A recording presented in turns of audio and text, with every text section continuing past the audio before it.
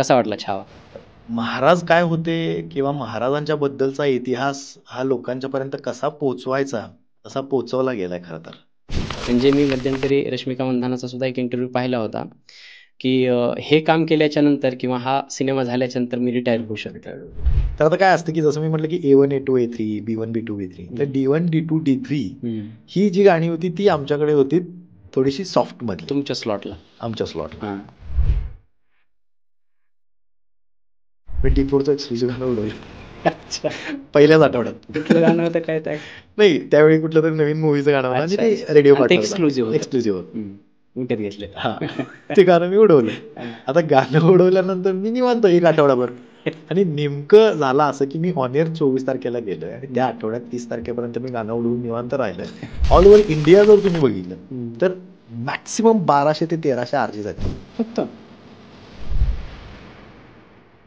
प्रमाण भाषा आणि ज्या लोकल भाषा म्हणजे विदर्भाची कोल्हापूरची असेल मराठवाड्याची असेल याच्यात डिफरन्सेस काय आहेत? किती फरक आहेत भाषेमध्ये असं?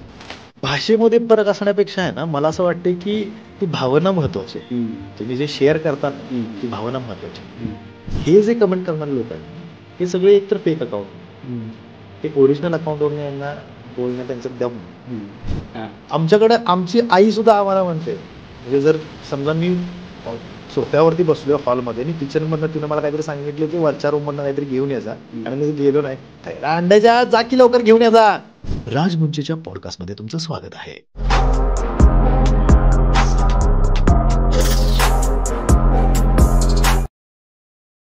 तर नमस्कार मित्रांनो, स्वागत आहे तुम्हा सर्वांचं पुन्हा एकदा राजमंचच्या एका नव्या कोऱ्या एपिसोडमध्ये. संवादातून उत्थान हे जरी आपल्या राजमंचाचं ब्रीदवाक्य असलं, सब्जेक्टिव्ह पॉडकास्ट आपल्याकडे फार झालेले आहेत आणि मला फार इच्छा होती की एक असा कॅज्युअल आणि लवेबल पर्सनॅलिटीसोबत एक पॉडकास्ट करण्याची.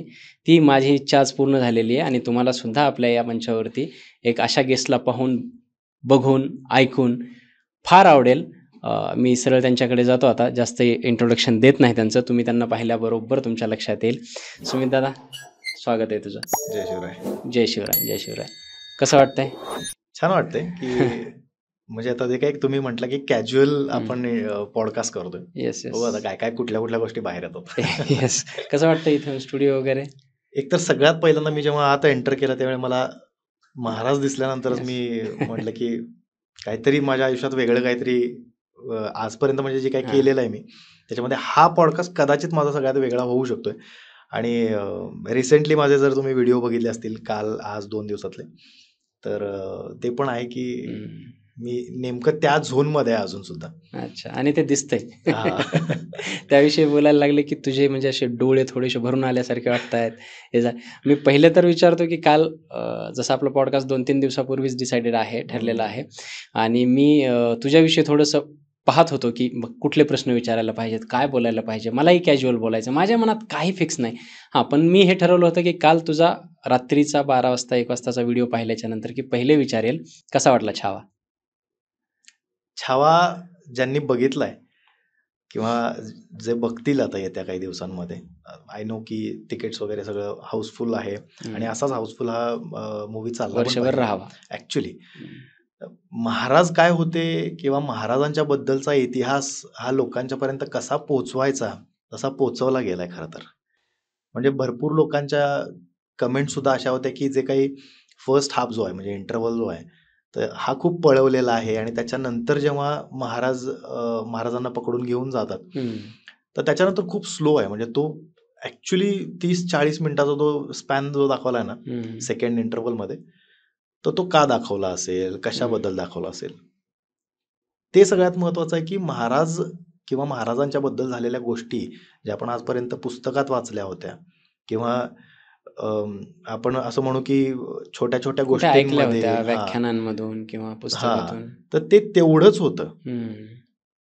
पण ते बघताना म्हणजे मी स्पॉइलर नाही देणार त्या मूवीचा, पण जे वाचलेलं आहे ना ते बघताना जेव्हा त्या इमॅजिन होतं आपल्याला जेव्हा वाचत असतो तेव्हा, पण हे जेव्हा तुम्ही स्क्रीनवर बघता ना तेव्हा तुम्ही कंट्रोल करू शकत नाही तुमचे इमोशन्स. मी लिटरली जेव्हा ते बघत होतो मी लिटरली सेकंड मी सांगेन सुद्धा की बाबा इंटरव्हल पर्यंत फर्स्ट हाफ पर्यंत मी शिट्ट्या वाजवत होतो का तर युद्ध चालू आहे, हम्म, महाराज जिंकतायत. हम्म, त्यांनी जी काही केलेली रणनीती होती किंवा त्यांनी जे काही प्लॅनिंग्स केले होते, मावळे काय त्यांच्याकडे जास्त नव्हते त्यावेळी. हम्म. म्हणजे औरंगजेबाचं सैन्य जर बघितलं, औरंगजेबाच्या तुलनेत फार कमी हा होतं. फार म्हणजे कमी होतं. औरंगजेब जिकडे 5 लाखाचं सैन्य घेऊन हा आला होता आणि छत्रपती शिवाजी महाराजांचा राज्याभिषेक झाला त्यावेळेस खडी फौज आपल्याकडे 1.5 लाखाची ऍक्च्युली होती. हो हो खडी हो फौज म्हणजे पूर्ण हो. फौज. हम्म. आणि जो त्या मूव्ही मधला जो काही एक शेवटचा पार्ट जो क्लायमॅक्स मध्ये आहे की बाबा संगमेश्वरच्या देसाईवाड्यामध्ये जेव्हा ते हम्म, असतात, हम्म, तर तेव्हा त्यांच्याकडे फक्त 150 मावळे असतात आणि हम्म, तो जो काही सीन आहे, हम्म, हे जेव्हा सेकंड हाफ मध्ये तुम्हाला कळतं ना की आपण काहीतरी वेगळंच इमॅजिन करत होतो, म्हणजे काय असू शकतं वगैरे. हम्म, आणि जेव्हा तुम्ही सेकंड पार्ट बघता, हम्म. नाही सांगू शकत की कविराज आणि छत्रपती संभाजी महाराज यांना जेव्हा घेऊन जातात औरंगजेबाची ती जी काही फौज. सेना आहे ती, हम्म, आणि त्यांना बांधून ठेवलेलं असतं आणि त्यांच्यासोबत जे काही होतं, आणि त्याच्यामध्ये सुद्धा छत्रपती संभाजी महाराज एका सुद्धा शब्दानं, हम्म, एका सुद्धा म्हणतो ना आपण की ते दुःख झालं असेल त्यांना किंवा त्रास झाला असेल, अंगावरती एवढे घाव असून सुद्धा, हम्म. त्यांना एवढं छळलं असून सुद्धा कुठंच त्यांच्यामध्ये ते दिसत नव्हतं की मला त्रास होतोय, आणि हे फक्त होतं स्वराज्यासाठी. So हे जाणवत होतं काल. त्याहून त्या मूवीमध्ये सर्वात जास्त काय आवडले तुला? मूवीमध्ये मला अ, सगळ्यात जास्त काय आवडलं ह्याच्यापेक्षा, विकी कौशल एक असा माणूस आहे जो त्यानं आयुष्यभर म्हणजे हे समजावं की मी या पृथ्वीवरचा सगळ्यात लकी माणूस आहे की हम्म. मला महाराज जगता आले. ते त्याच्या इंटरव्ह्यू मधून दिसतंय त्याच्या चेहऱ्यावर. आणि आत्ता जसं जसं सिनेमा पुढे जाईल आणि जशा जशा प्रतिक्रिया येत जातील, तो फील ब्लेस्ड ऍक्च्युली स्वतःला करतोय म्हणजे तो. मराठा किंवा हम्म, आपलं स्वराज्य हम्म, या शब्दामध्ये एवढी ताकद आहे की विकी कौशलचे तुम्ही आतापर्यंत जे काही प्रमोशन्स बघितले असतील किंवा जे हम्म, काही पॉडकास्ट बघितले असतील, इंटरव्ह्यूज बघितले असतील, हम्म, त्याच्यामध्ये त्याच्या बसण्याच्या स्टाईल पासून चालण्याच्या त्याची जी काही आदब आहे ना, ती सुद्धा तुम्ही जर बघितली असेल तर तुम्हाला कळेल की मराठा आणि स्वराज्य या शब्दामध्ये किंवा छत्रपती हम्म. संभाजी महाराज यांच्या नावामध्ये तो रोल प्ले करण्यामध्ये किती वेगळं पण आहे. ॲक्च्युली मला असं वाटतं की तो मूवी इतका ग्रेट झालाच असेल किंवा त्या प्रोसेसमध्येच आपल्याला लक्षात येतं. आपण कुठलंही काम करत असताना आपल्याला ती फिलिंग येते की नाही हे काहीतरी भारी होतंय. बरोबर. म्हणजे मी मध्यंतरी रश्मिका मंदानाचा सुद्धा एक इंटरव्ह्यू पाहिला होता की हे काम केल्याच्या नंतर किंवा हा सिनेमा झाल्याच्या नंतर मी रिटायर होऊ शकते. Retired होऊ शकतो. हे फार मोठं स्टेटमेंट आहे. नाही ऍक्च्युली तिला जो रोल मिळालेला आहे, हम्म. महाराणी येसूबाईंचा रोल, खरंच म्हणजे ज्या लोकांना असं वाटतं ना की म्हणजे कास्टिंग जी आहे ती अजून काहीतरी वेगळी झाली असती, हम्म, हम्म. किंवा आपल्याच पैकी काही लोकांनी असं पण म्हटलं की मराठी का नाही? मराठी कलाकार का नाहीत हां, वगैरे. हां, भरपूर हां. मराठी कलाकार आहेत त्या बरोबर. movie मध्ये. पण मग तेच असतं ना की शेवटी तुम्ही एक्सपेरिमेंट केला तर तुम्हाला कळणार ना की हे पण आहे बाबा. बरोबर. ऍक्टरला सगळ्याच गोष्टी आल्या पाहिजेत. 9 हम्म. रस असतात. थिएटर करणारे किंवा ऍक्टिंग करणाऱ्या लोकांना माहिती आहे की हम्म, 9 हम्म. रस काय असतात. हम्म. तर हे ज्याला माहिती आहे त्याला कळतं की हा नाही ठीक आहे, जे कास्टिंग घेतलेलं आहे ते ओकेच आहे. हम्म. त्याच्यामध्ये असं दाखवलंय की जेव्हा रश्मिका मंदाना त्या रोलमध्ये असते, जसं तुम्ही म्हटला होता की त्याच्यानंतर ती म्हटली की मी रिटायर्ड झाले तरी चालते म्हणून, तिने सुद्धा तो रोल जगलाय. म्हणजे आता फॉर एक्झाम्पल मराठा साम्राज्य किंवा आपल्याकडे असणाऱ्या ज्या गोष्टी आहेत किंवा आपल्याकडे असणारे जे राजे आहेत, हे कर्नाटकसाठी किंवा त्यांच्यासाठी जास्त स्पेशल आहेत असं झालंच नाही, असं त्यांना वाटतं कदाचित. हम्म, हम्म, हम्म. कारण तिकडचे जसं की कित्तूर राणी चन्नम्मा किंवा हम्म. मग संगोळी रायण्णा हे त्यांच्यासाठी स्टार आहेत, किंवा बरोबर. तिकडचे ते राजे किंवा अशा गोष्टी आहेत. पण स्टील जेव्हा विकी कौशल किंवा रश्मिका मंदानासारखे स्टार जेव्हा महाराष्ट्रात राहून त्यांना हे करायला मिळते, हम्म. असे रोल मिळतात, आणि त्याच्यानंतर ते म्हणतात की आता झालंय आमचं सगळं, रिटायर झालं तरी चालतंय. याच्यापेक्षा मोठी गोष्ट काय असू म्हणजे शकते. पुष्पासारखा सिनेमा येतो आणि त्याच्यानंतर हे स्टेटमेंट म्हणजे मला हो. फार मोठं स्टेटमेंट वाटलं ते खरं आहे. त्यावेळेस. का इतकं मोठं सक्सेस बघितलेली लेडी किंवा हिरोईन म्हणू शकतो जिला आपण, हम्म. तिनं असं स्टेटमेंट द्यावं. आणि जसं मी मगाशीच म्हटलो की तिची टाईमलाईन फार छोटी असावी, कमी असावी. हो. कारण महाराजांचं दाखवता दाखवता एका सिनेमात एकतर छत्रपती संभाजी महाराजांचा प्रवास त्या हम्म. मितीपर्यंतचा दाखवणं हेच बरोबर. फार मोठी अवघड गोष्ट आहे. त्यात येसुराणींच्या वाट्याला म्हणजेच अनुक्रमे रश्मिका मंदानाच्या वाट्याला फार कमी वेळ आला असेल. पण मी म्हणेन की हम्म. जो वेळ तिला मिळालाय ना, हम्म. आणि जसं ती म्हटली की मी रिटायर्ड झाले तरी चालेल, ती जगली ऍक्च्युली. हम्म. म्हणजे तिच्या एक्सप्रेशन्सवरती अख्खा नंतरचा जो सेकंड हाफ आहे ना, तो हम्म. तिच्या एक्सप्रेशन्सवरती आहे सगळा. अच्छा. म्हणजे ते असतं ना, की टेलिपॅथी तुमचं ते कम्युनिकेशन होतं. हम्म, हम्म, हम्म, हम्म, हम्म. जेव्हा छत्रपती संभाजी महाराजांना तिथं बांधून ठेवलेलं असतं आणि ते कम्युनिकेट करत असतात महाराणी येसूबाईंच्या सोबत, तर हम्म. ते कम्युनिकेशन ऐका. आणि तुमच्या अंगावर काटा येणं, डोळ्यात पाणी येणं मस्ट. म्हणजे ते आपण काढण्यापेक्षा ते येणं, हे तुम्हाला कळेल काय एक्सपिरियन्स आहे तो. मग त्याच्यामध्ये एक डायलॉग आहे त्याच्यामध्ये, म्हणजे मी परत तेच म्हणेन की मी सगळ्याच गोष्टी नाही सांगणार आहेत, हम्म. बघा तुम्ही मूवी. हम्म. पण तेच आहे की जेव्हा छत्रपती संभाजी महाराज महाराणी येसूबाईंना विचारत असतात की माझ्याकडे अशी बघती आहेस किंवा काय आवडलं तुला माझ्यामध्ये, हम्म, हम्म. तर त्या म्हणतात की मला तुमचे डोळे आवडले. आणि नेमकं जेव्हा ते हे म्हणतात त्याच वेळी तो सीन त्यांनी लावलाय लक्ष्मण उतेकरांनी, की महाराजांचे डोळे डोळे काढून घेतले. काढलेच. बरं त्यावेळी सुद्धा एक डायलॉग आहे, जेव्हा डोळे काढणारा जो सीन हशम. हशीम जो होता, हम्म. तर तो महाराजांना म्हणतो की आखे तो बंद कर लीजिए जनाब. आणि ओ. महाराज फक्त डोळ्याने दाखवतात, एवढंच करतात ते. हा सीन बघू वाटत नाही. मग त्याच्यानंतर म्हणजे तुम्ही इमॅजिनच करू शकत नाही की छत्रपती संभाजी महाराजांच्या सोबत जे काही सगळं झालं, आता त्यांचे डोळे पण नाही आहेत आणि त्याच्यानंतर एक म्हणजे औरंगजेब आणि छत्रपती संभाजी महाराज यांच्यामध्ये कॉन्व्हर्सेशन होतं, हम्म. जे म्हटलं जातं येस, की येस, येस. धर्म बदला, हम्म, हम्म. आमच्यामध्ये या तुम्ही वगैरे, जे महाराजांना म्हटलं गेलं. महाराजांनी त्याच्यावरती जे प्रत्युत्तर दिलंय ना, हम्म. हे ऍक्च्युली मला असं वाटतं की हे कधीच कोणासोबत झालं नसलं पाहिजे किंवा म्हणजे हम्म. या लाईफमध्ये तर ते होणं शक्य पण नाही. पण ज्यावेळी ते झालं असेल, आपण फक्त मूव्ही बघून, आपण त्यांची ऍक्टिंग बघून आपण रडतोय. हम्म. त्यांनी तर ते जगलंय. त्यांच्या सोबतचे म्हणजे हा विचार करा की आपण ही ऍक्टिंग केली म्हणून आपल्याला ते कळलं. पण त्यांच्यासोबत म्हणजे महाराणी येसूबाई होत्या, राजाराम महाराज होते, बाकीची सगळी लोक होती, करवीर संस्थापिका ताराराणी होत्या. हम्म. तर त्यांनी काय भोगलं असेल त्याच्यानंतर, म्हणजे तो जो काही पिरियड होता त्याच्यानंतर त्यांनी काय केलं असेल.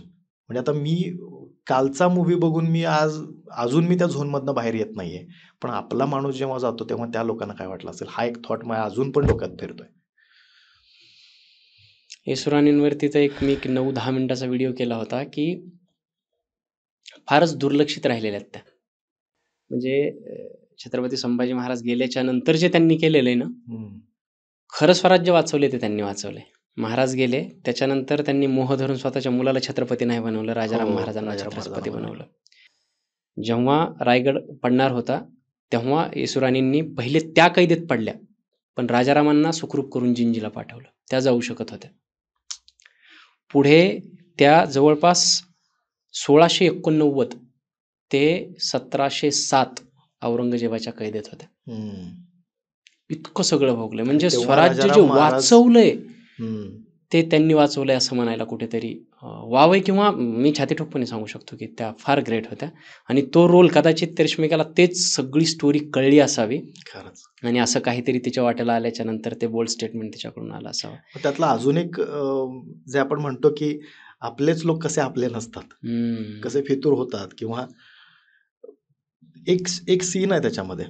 म्हणजे छत्रपती संभाजी महाराजांनी स्वतःच्या आईला कधी बघितलं नव्हतं, म्हणजे बघितलं जरी असेल तरी त्यांना 1.5 त्यांचा वर्षाचे होते चेहरा तेव्हा. आठवत नाही वगैरे, ते असं त्याच्यामध्ये अगदीच डायलॉग 1.5 आहे. वर्षाचे होते तेव्हा. तर ते महाराणी येसूबाईंच्या बरोबर ते बसलेले असतात बोलत, हम्म. आणि ते म्हणतात की मासाहेबांचा मी चेहरा बघितलेला नाही, पण आईचं प्रेम काय असतं हे मला सोयराबाईंच्याकडनं कळालं. ओहो. त्यांची इच्छा होतीच ना की राजाराम महाराजांना महाराज करावं, राजा करावं म्हणून. तर आई स्वतःच्या मुलाच्या प्रेमामध्ये किती आंधळी होते हे त्यांच्याकडनं कळालं. तिथून एक शॉट लागतो जेव्हा सोयराबाई जाणार असतात आणि त्या झोपलेल्या असतात आणि तिथं छत्रपती संभाजी महाराज पोचतात आणि ते त्यांच्या पायावरती हात ठेवून त्यांना नमस्कार करून ते म्हणतात की तुमच्या सगळ्या इच्छा पूर्ण हो. आणि त्याआधी एक पत्र लिहिलेलं असतं की अकबराला, की छत्रपती संभाजी महाराजांना तुम्ही मारा, तुम्हाला जे हवंय ते आम्ही मराठा साम्राज्य जे आहे तुमच्या बाजूने उभं राहतो. आणि त्यावेळी संभाजी महाराज म्हणतात की तुमच्या सगळ्या इच्छा पूर्ण होत. ह्याच्यापेक्षा वेगळं काय असू शकतं. सिनेमॅटोग्राफी आणि स्क्रीन प्ले आता जे तुम्ही सांगताय ते त्याच्यावरून प्रत्येकाने हा छावा पाहिलाच पाहिजे. सुरुवातीला मी सांगितलं की कॅज्युअल पॉडकास्ट करायचा आहे. हा फारच सिरियस होत चालला आहे आमचा पॉडकास्ट. आणि हे असंच होतं 2 शिवभक्त भेटले की फार असं सर प्रत्येकजण छावा पाहिला पाहिजे. मी लवकरच पाहणार आहे. आणि मला असं वाटतं की आपण थोडेसे पुढे जाऊयात. काय आवडलं नाही किंवा कुठे कमी पडलाय छावा? काय अर्थातच एक आवडलं इतिहास नाही? संशोधकांनी च्या नजरेतून बघितलं तर हा काहीतरी खटकेल, परंतु एक सामान्य प्रेक्षक म्हणून आपण जर पाहिलं तर मी एक पोस्ट वाचली हं, फेसबुकला हं, की महाराजांच्या आयुष्यात एवढं सगळं काय घडलं. हं. त्याच्यामध्ये एक जो सीन कट करण्यात आला, जे लेझिम लेझिम खेळतानाचा. खेळणारा जो सीन होता तो, हं. तर त्या पोस्टमध्ये असं लिहिलं होतं की आपल्याला 30 सेकंदाचा महाराजांचा तो आनंद सुद्धा बघवला नाही. वाव! तो आपण सीन काढायला लावला. सो जे काय असेल म्हणजे इतिहासकार किंवा महाराजांचे जे काही वंशज आहेत त्यांनी जे काही त्याच्यावरती आक्षेप घेतला किंवा लक्ष्मण उद्देकरांनी तो काढला पण असेल सीन. काही लोकांना ते चुकीचं पण वाटलं. ठीक आहे की राजे असं खेळत नव्हते किंवा नाचत नव्हते किंवा डान्स करत नव्हते वगैरे असं काही लोकांना वाटलं असेल. पण तो ॲज एक आनंद म्हणून किंवा जेव्हा मूवी स्टार्ट होते तेव्हा सांगितलं जातं की यामध्ये काही सीन जे आहेत ते एंटरटेनमेंट किंवा एक मूवी Cinematic liberty. तो बनवलेला आहे. सो ते तुम्ही समजून घ्या वगैरे. पण आफ्टर ऑल आत्ताचं पब्लिक किंवा आपल्याला ते ॲक्सेप्ट करायचं नाही असं म्हणून मग म्हणू शकतो आपण. दुसरी गोष्ट म्हणजे जे म्युझिक आहे किंवा बॅकग्राऊंड म्युझिक जे आहे ते खरं तर म्हणजे A.R. रहमान यांनी केलेलं आहे. पण कुठंतरी असं वाटतं मला वाटत होतं अजय अतुलने करायला पाहिजे. एक्झॅक्टली मला तेच म्हणायचं होतं. अजय अतुल यांनी जर केलं असतं तर कदाचित ते अजून वर आलं मराठी असतं. touch म्हणजे आला असता. जेव्हा एक सिरियल आली होती महाराजांच्या वरती हं. तर त्या सिरियलचा टायटल ट्रॅक अजून सुद्धा लोक वाजतो. ऐकतात. आणि तो आणि सगळ्यात हाईटला तोच आहे आजही. Best. हो. कुठलेही सॉंग्स येऊ द्या, हो. पण तो जो आहे राजा शिवछत्रपतीचा टायटल ट्रॅक. मला अजून एक नाव सजेस्ट करायला आवडेल की A.R. रहमान यांच्या व्यतिरिक्त जर अजय अतुल असं काही लोकांचं जरी म्हणणं असलं तरी देवदत्त बाजी हा सुद्धा एक खूप खतरनाक म्युझिक आहे. मस्त सुभेदार, कलाकार आहे. पावनखिंड. सो त्यानं जरी केलं असतं तरी ते म्हणजे तुम्ही रणी निघत शूर हे जरी तुम्ही ऐकलं त्याचं म्युझिक ऐकलं आणि त्याच्या आधीचा तो डायलॉग आणि मग तिथून सुरू होणार ते बॅकग्राऊंड म्युझिक आणि मग ते जे काही भेटीसाठी ते आले मराठे. बापरे बाप कमाल होतं ते सगळं. आणि मला असं वाटलं पण कदाचित मला असं वाटतं की त्याच्या मागे हेतू काय असतो की एखाद्या सिनेमाला ग्लोबली जर घेऊन जायचं असेल तर तुम्हाला ते फेसेस तुमच्याकडे असायला पाहिजे. बरोबर. तर त्याच्यामध्ये तो त्यांचा तो पॉइंट ऑफ व्ह्यू असावा. आणि A.R. रहमान तर ऑलवेज ग्रेट आहे. ते वन ऑफ द काय ग्रेटेस्ट इन द वर्ल्ड आहे. पण एक मराठी टच मला पुन्हा पुन्हा असं वाटतं की एक असते ना तर ते एक मराठी पण अजून जागा झाला असतं असं वाटतं त्याच्यामध्ये. याच्यामध्ये आपण वेगवेगळे मराठी कलाकार बघतो म्हणजे असतात काळी वगैरे हे जे लोक आहेत, संतोष जोहेकर किंवा म्हणजे आपल्याला त्यांच्याकडे बघितल्यानंतर कळतं की यांचा एक छोटा रोल आहे पण खूप इम्पॅक्टफुल आहे. म्हणजे असं हे कळतात की लक्षात राहतात हे कॅरेक्टर जे कोण कोण आहेत. तर हे एक आहेच. पण अजून एक गोष्ट मला अशी वाटली की म्हणजे काही लोकांचं हे मत पण आहे की हा मराठी डब व्हावा मूवी म्हणून. पण तो ग्लोबली जसा हिंदीमध्ये करण्यात आलेला आहे काही लोकांना. पण आतापर्यंत आपण काय केलं की एवढा मोठ्या लेवलचा मूवी हा मराठीमध्ये बघितलेला आहे. म्हणजे पावनखिंड असू दे किंवा शेर शिवराज असू दे किंवा फत्ते शिकस्त असू दे. तर हे कसं होतं ना आपली माणसं मराठी माणसं ती भावतात आपल्याला. पण आपण हे पण नाही म्हणू शकत की विकी कौशलनं म्हणजे काय म्हणतात त्याला की त्या रोलला हे केलेलं नाही दिला नाही असं केलंय त्यांनी जे काही त्यांना करायचं. आणि तो मराठीत झाला ना तर अजूनही थोडंसं मला वाटतं इम्पॅक्ट येईल आपल्याला. कारण आपले राजे मराठी होते, ते सगळी लोक मराठी होती, ते त्या भाषेत आणि ते जर इमोशन्स आले तर आणखी अंगावर येईल असं मला वाटतं. आणि होईल ते फार डाव्या हाताचा खेळ आहे लक्ष्मण. मला या पॉडकास्ट मध्ये अजून एक गोष्ट मेन्शन करायला आवडेल की जे लोक म्हणतात ना की आम्हाला कॉन्टेंट क्रिएटर बनायचं किंवा आम्हाला कॉन्टेंट काढायचं आहे, आम्हाला काहीतरी करायचं आहे, पण आम्हाला मराठीत नाही करायचं, आम्हाला हिंदीत करायचं आहे. तुम्ही मराठीत करू नका. मी स्वतः मराठीत सुरू केला, माझ्या कोल्हापुरी भाषेतून मी जे काही सुरू केले व्हिडिओ बनवायला, त्याच्यानंतर लोकांना अजून ते आवडायला लागलं ना की हिंदी. हिंदीचं काय होतं माहिती का, की हिंदी जेव्हा आपण म्हणतो ना की हा वर्ल्ड वाईड किंवा ग्लोबली हे जाऊ शकतं, म्हणजे किमान तुम्ही ऍज अ क्रिएटर म्हणून जेव्हा तुम्ही विचार करता, तुम्हाला कॉम्पिटिशन सुद्धा तेवढी मिळणार आहे. मराठीमध्ये काय आहे की तुम्ही जर वेगळं युनिकनेस काय तर दाखवत असेल तर तुमच्याकडे कॉम्पिटिशन पण कमी आणि तुम्हाला एक्सप्लोजर पण जास्त. 2-3 वर्षात सोशल मीडियावर काम केल्यापासून किंवा जेवढे क्रिएटर जे ग्राउंड टू स्काय गेलेले आहेत ना, काय चालतं सोशल मीडियावर? मला असं वाटतं प्युरिटी चालतं. Very true. तुम्ही कुठल्या भाषेत करता, काय करता हे तुम्ही असाल आणि तो कंटेंट जर प्रेझेंट तो चालतो. कुठलाही क्रिएटर जो मोठा झालेला आहे ना, इन शॉर्ट, मग अगदी कुणीही नाव द्या तुम्ही, अंकित भयानपुरी असो, कुणीही असो, जे एकदम रॉकेट सारखे फास्ट गेलेले आहेत ना, त्यांनी त्यांचं पण दाखवलं. खरंय. कुणाला कॉपी करायला गेले नाही किंवा उगीच मी आता इंग्लिश करेन किंवा हिंदी करेन म्हणून फेमस होईल असं होत नाही. म्हणून तुम्ही जे आहात तसे, जेव्हा सूरज चव्हाण असो, कुणीही असो, माणूस तू जसा आहेस तसा प्रेझेंट जर झालास तर ते भावतं. खरंय. आणि मी आता जस्ट एक अलीकडेच न्यूज असली की युट्यूब बटन येणार आहे, ज्याच्यामध्ये तुम्ही तुमचे पण का जपायला पाहिजे, फक्त जस्ट मला ऍड ऑन करायला आवडेल की एक युट्यूब बटन येणार आहे. त्याच्यामध्ये जसं आपल्याकडे मॉनिटायझेशन असतं तसं मॉनिटाईज झालेल्या काही लोकांना ते मिळणार आहे. तर तुमचा कंटेंट, आता जसं मिस्टर बीस्टचा कंटेंट मराठीत बघतो तसं तुम्ही कुठल्याही भाषेत कंटेंट बनवा. ओके. तर तो अमेरिकेवाला तिथे बसून तो त्याच्या भाषेत तुमचा कंटेंट बनणार आहे. आता लँग्वेज बॅरियर ठेवणार नाही, म्हणजे तो 1 क्लिक मध्ये तो त्याच्या भाषेत तुमचा कंटेंट बघू शकणार आहे. म्हणून कंटेंट सुंदर बनवा, तो तुमच्याच भाषेत, तो इमोशन सहित बनवला पाहिजे. नाही काय असतं तुमच्याकडे जो कॉन्टेंट असतो ना तो मनापासून आला पाहिजे. फॉर एक्झाम्पल मी जर समजा माझ्या इंस्टाग्राम वरती, फेसबुक वरती किंवा माझ्या युट्यूब वरती मी जर गोष्ट मनातली टाकतोय, ती गोष्ट मनातली माझ्या मनातली गोष्ट आहे, मी कुठेतरी वाचलेली आहे आणि मग मला ती फक्त प्रेझेंट करायची असं नाही. मी एक्सपिरियन्स केलेला एखादा विषय जर मला तुमच्यासमोर मांडायचा आहे तर तो तुम्हाला टच होणार आहे, तर तो तुम्हाला रिलेट होणार आहे. म्हणजे फॉर एक्झाम्पल प्रत्येकाच्या लाईफमध्ये, म्हणजे प्रत्येकाची एक लव्ह लाईफ असते, ब्रेकअप होतं, नवीन कोणतरी आयुष्यात येतं, ती पण धोका देऊन जाते किंवा तो पण धोका देऊन जातो, मनी प्रॉब्लेम्स आहेत, गोष्टी. सो हे जर मी प्रेझेंट करताना जर तुम्हाला असं वाटत असेल ना, म्हणजे तुमच्या व्हिडिओच्या खाली जर ही कमेंट येत असेल ना की दादा मी याच सिच्युएशन मध्ये चाललोय, तर मग तुम्ही जिंकलाय. Relatable content. तुझी पॉडकास्ट आपले हे कंटेंट क्रिएशनची किंवा रेडिओकडे तो थोड्या वेळाने येतो, पण कंटेंट क्रिएशनची जर्नी काय होती तुझी, म्हणजे कशी सुरू झाली, कुठून केलंस? मी टू बी व्हेरी ऑनेस्ट, मी कधीच आजपर्यंत थिएटर केलेलं नाही. मला अजिबात पुस्तकं वाचायला आवडत नव्हती तेव्हा. मी आता जसं आरजे झालो थोडंफार का असेल मी वाचायला सुरुवात केली. आता डिक्शन तुमचं तेवढं असलं पाहिजे, तुमच्याकडे वोकॅब्युलरी तेवढी असली पाहिजे, कारण तुम्ही जेव्हा लोकांचे इंटरव्ह्यू करता की तुमच्याकडे शब्दकोश जर असेल तर तुम्ही समोरच्या माणसाला इम्प्रेस म्हणू शकत नाही आपण, पण त्याच्याकडनं काढून घ्यायचं असेल तर मग तो वर्ड तुमच्याकडे असणं गरजेचं आहे. सो मी जेव्हा सुरुवात केली होती तेव्हा मी आता पण तुम्ही माझे व्हिडिओ बघा, माझ्या याच्यामध्ये तुम्हाला असा कुठला एकदम हेवी वर्ड कुठला दिसणार नाही किंवा ऐकायला मिळणार नाही. मी माझं जे रेग्युलर बोलतो तुझ्या भाषेत नेहमीच ते कोल्हापुरी भाषा एकदम दणकटपणा असं झालं.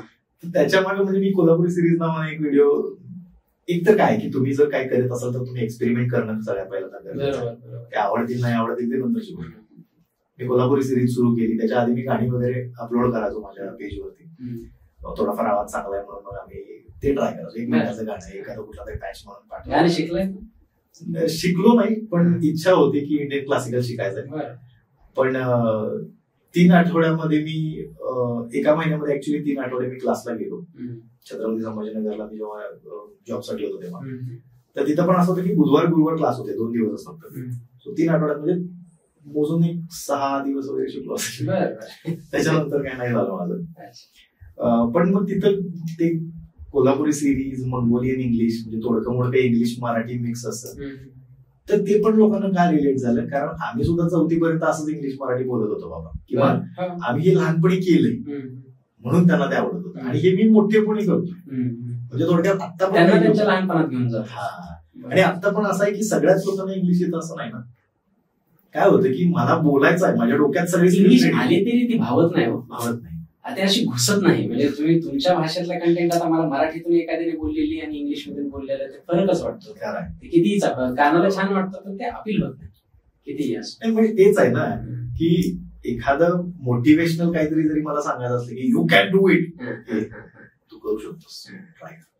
हे जे आहे ना, हे जास्त वापरतं, इमोशन्स त्याच्यामध्ये जास्त येतात. सो तिथून ती जर्नी सुरू झाली होती. गोष्ट मनातली सुद्धा मग ते असंच एक किस्सा होता की मी कोल्हापुरी सिरीजचे 51 एपिसोड्स म्हणजे 51 व्हिडिओज मी रेग्युलर म्हणजे 51 दिवस मी कंटिन्यू टाकले होते. एक दिवस सुद्धा गॅप नव्हता. रोज एक व्हिडिओ. सो 51 झाल्यानंतर मी स्टक झालो. आता काय करायचं. सो ज्यांनी कोल्हापुरी सिरीज बघितलेली त्यांना माहिती आहे की 2 लाईन शायरी आणि एक मग कोल्हापुरी पंच असा तो कॉन्टेंट होता. मग त्याच्यानंतर मग मी म्हटलं की आपण थोडं काहीतरी वेगळं करूया, लोकांना आवडेल असं काहीतरी करूया. मग मी तेव्हा सुरू केलं होतं. ते काय केलं होतं, मी मगाशी मेन्शन केलं की मी कुठेतरी वाचलेलं आणि मी ते डिलिव्हर करतो. मग ते गुड मॉर्निंगचा जो मेसेज होतो आपल्याला सकाळी शुभप्रभात, माझी आई व्हॉट्सअप वापरते पण तिला एवढं काही माहिती नाही त्यात, पण ती चांगल्या गोष्टी शेअर करते. तर ती शुभप्रभातचे ते एक असतं ते एक ओल्ड जनरेशन, आपली जी काकावाली जनरेशन आहे, काकावाली ते मेसेज येतातच त्यांचे, गुड मॉर्निंग, शुभ सकाळ, ते पाठवायची. मग ते मी डिलिव्हर करायला लागलो. मग ते लोकांना वाटायला लागलं की अरे हा मोटिवेशनल व्हिडिओज बनवतो वगैरे. मग तिथून नंतर मग मला मी रेडिओ करत होतो तेव्हा माझ्या आयुष्यात काही एक्सपिरियन्स यायला लागले. मग मी म्हटलं हे बोलूयात आपण. मग एका मित्राबद्दल मी बोललो किंवा माझ्या लव्ह लाईफ बद्दल मी बोललो किंवा अजून काहीतरी अशी एखादी गोष्ट जी माझ्या आई वडिलांच्या रिलेटेड आहे. किंवा मी लहानपणीपासून मी बाहेर राहिलेलो आहे. मी 8 वर्ष हॉस्टेलला राहिलो, मिलिटरी स्कूलला. इंजिनिअरिंग साठी 4-5 वर्ष मी बाहेर राहिलोय. मी जॉब साठी सुद्धा 3.5-4 वर्ष बाहेर राहिलोय. कोविडमध्ये फक्त मी 2 वर्ष राहिलो. त्याच्यानंतर परत मी आता पुण्यात. तो माझे आई वडील कोल्हापूरला असतात. मग ते मला पण वाटतंच ना असं की यार आपल्या आई वडिलांचं प्रेम आपल्याला फक्त व्हर्च्युअली मिळाले. मला माझ्या आईच्या कुशीत डोकं ठेवून झोपायचं आहे. आता नाही होऊ शकत ना, जरी झालं. आता बायको आली, पोरगा आले, सो मग ते राहून गेलं कुठेतरी असं वाटतं. मग हे कसं आहे म्हणजे हे जरी आता मी असं तुमच्यासोबत शेअर करत असतो तरी हे भरपूर लोकांना कनेक्ट होणार आहे. हे त्यांच्यासोबत सुद्धा होतं की ते जॉबसाठी किंवा एज्युकेशनसाठी ते बाहेर आहेत आपल्या आई वडिलांच्या पासून. पण आपण का घरातून बाहेर पडतो, तर आपल्याला आपलीच फॅमिली सांभाळायची असते, पैसा कमवायचा असतो आणि मुलांच्या वरती ती जबाबदारी असते. कधी कधी काम करताना ज्यांच्यासाठी काम करायचंय त्यांना सोडावं लागतं ऍक्च्युली. सर्वच वेगळं आहे. आणि बऱ्याच गोष्टी अशा करायच्या राहून जातात. मला ते म्हणजे बघा ना, तुम्हाला आता मला माझ्या बायकोला माझ्या आईला खुश करायचं, पण मला त्यांना वेळ देता येत नाही. एकतर मी त्यांना वेळ दिला तर मी त्यांच्यासाठी ज्या काही ऍसेसरीज कमवायच्यात लाईफमध्ये ते कमवू शकणार नाही, आणि जर ऍसेसरीज कमवल्या तर त्यांना वेळ देऊ शकणार नाही. लाईफची मजा पण ही आहे, त्याच्यातून थोडाफार वेळ काढता आला पाहिजे. हा, आणि पुढे काय झालं कंटेंटचं. मग कंटेंट मी सुरू केलं. मग मी काय करायला लागलो की एक गोष्ट मनातली टाकायचो आणि एक कोल्हापुरी सिरीज टाकायचो. सो अल्टरनेट डेला मला ते थोडं इझी जायला लागलं. मग लोकांचा कल हा गोष्ट मनातलीकडे जास्त व्हायला लागला. लोकांना ते जास्त आवडायला लागलं. मग मी गोष्ट मनातली कंटिन्यू केलं. कोल्हापुरी सिरीज मी बंद केली. कोल्हापुरी सिरीज यासाठी बंद केली कारण लोकांना ते बोर नको व्हायला. म्हणजे एखादी गोष्ट लोकांना आवडते, लोक त्यावेळी व्हॉट्सअप स्टेटस ठेवत होते, लोक एकमेकांना शेअर करत होते, भयानक शेअर करत होते. म्हणजे लोकांनी वैतागून बंद करण्याच्या एक्झॅक्टली. म्हणजे आता फॉर एक्झाम्पल सचिन तेंडुलकर जर आता पण म्हटला की मला खेळायचंय, लोक म्हणते बास नाही, नवीन लोकांना. सो सचिन तेंडुलकर किंवा बाकीचे काही सिनियर क्रिकेटर्स जे आहेत किंवा ऍक्टर सुद्धा, त्यांनी सुद्धा स्वतःचा निर्णय घेतलाच की म्हणजे आता वर्षा उसगावकर सारख्या ज्या अभिनेत्री आहेत त्यांनी जर म्हटलं की मला लीड मध्ये काम द्या, शक्य नाही ना. सो त्यांनी त्यांचा लीड असण्याचा जो काही काळ होता तो गाजवला. आता ते त्यांना आईचा रोल मिळतो, सासूचा रोल मिळतो, ते भारी करतात. सो तेच आहे की तुम्हाला कळलं पाहिजे कुठं थांबायचंय आणि कुठून नवीन सुरुवात करायची. तुझी रेडिओ जॉकीची जर्नी कशी सुरू झाली, म्हणजे आरजे इकडून कंटेंट क्रिएशन पासून? टू बी व्हेरी ऑनेस्ट, मी थिएटर वगैरे कधी आजपर्यंत केलेलं नाही किंवा मी भाषण वगैरे कधीच केलेलं नाही. म्हणजे मला आठवतंय की मी शाळेत असताना जेव्हा एखाद्या गोष्टीवरती भाषण केलंय तर ती स्टार्टिंगची लाईन आठवते मला की अध्यक्ष महाशय पूज्य गुरुजन वर्ग आणि येथे जमलेल्या माझ्या बालमित्रांनो, मी आज तुम्हाला या गोष्टीबद्दल बोलणार आहे आणि ते तुम्ही माझे 2 शब्द ऐकून घ्यावेत ही नम्र विनंती. हे लहानपणीपासून आपण शिकलोय, मराठी शाळेतली मुलं, त्यामुळे हे लक्षात आहे आजपर्यंत. पण हे मी दुसऱ्याचं ऐकून शिकलोय. मी कधीच भाषण दिलेलं नाही आजपर्यंत शाळेत. किंवा ते डेअरिंग नव्हतं, स्टेज डेअरिंग म्हणा, किंवा ती वोकॅब्युलरी नव्हती किंवा पाठांतर हा प्रकारच नव्हता. म्हणजे शाळेत सुद्धा आपल्याला काय असतं की एखादं भाषण करायचं म्हणलं तर आपण पहिल्यांदा ते स्क्रिप्टिंग करून घेतो, लिहून घेतो ते, आणि मग आपण पाठ करून ते बोलत असतो. सो माझ्यासोबत तसं कधी झालंच नाही. आणि तुम्ही हे ऐकलं असेल की अन ऍक्सिडेंटल प्राईम मिनिस्टर नावाची एक मूवी आली होती, एक पुस्तक पण आहे हो, त्याच्यावर. आहे. बरं. तर माझी जर्नी सेम तशीच आहे. मी बरं. अन ऍक्सिडेंटल आरजे हं, असं आहे हां, ऍक्च्युली. हां.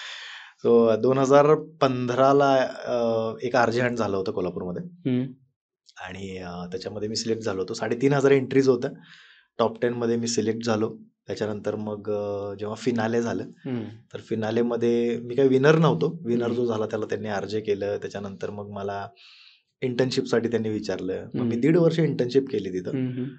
पण त्याच्यामध्ये त्यांचं असं होतं की तू आहे ना टिपिकल कोल्हापुरी बोलतोस हं.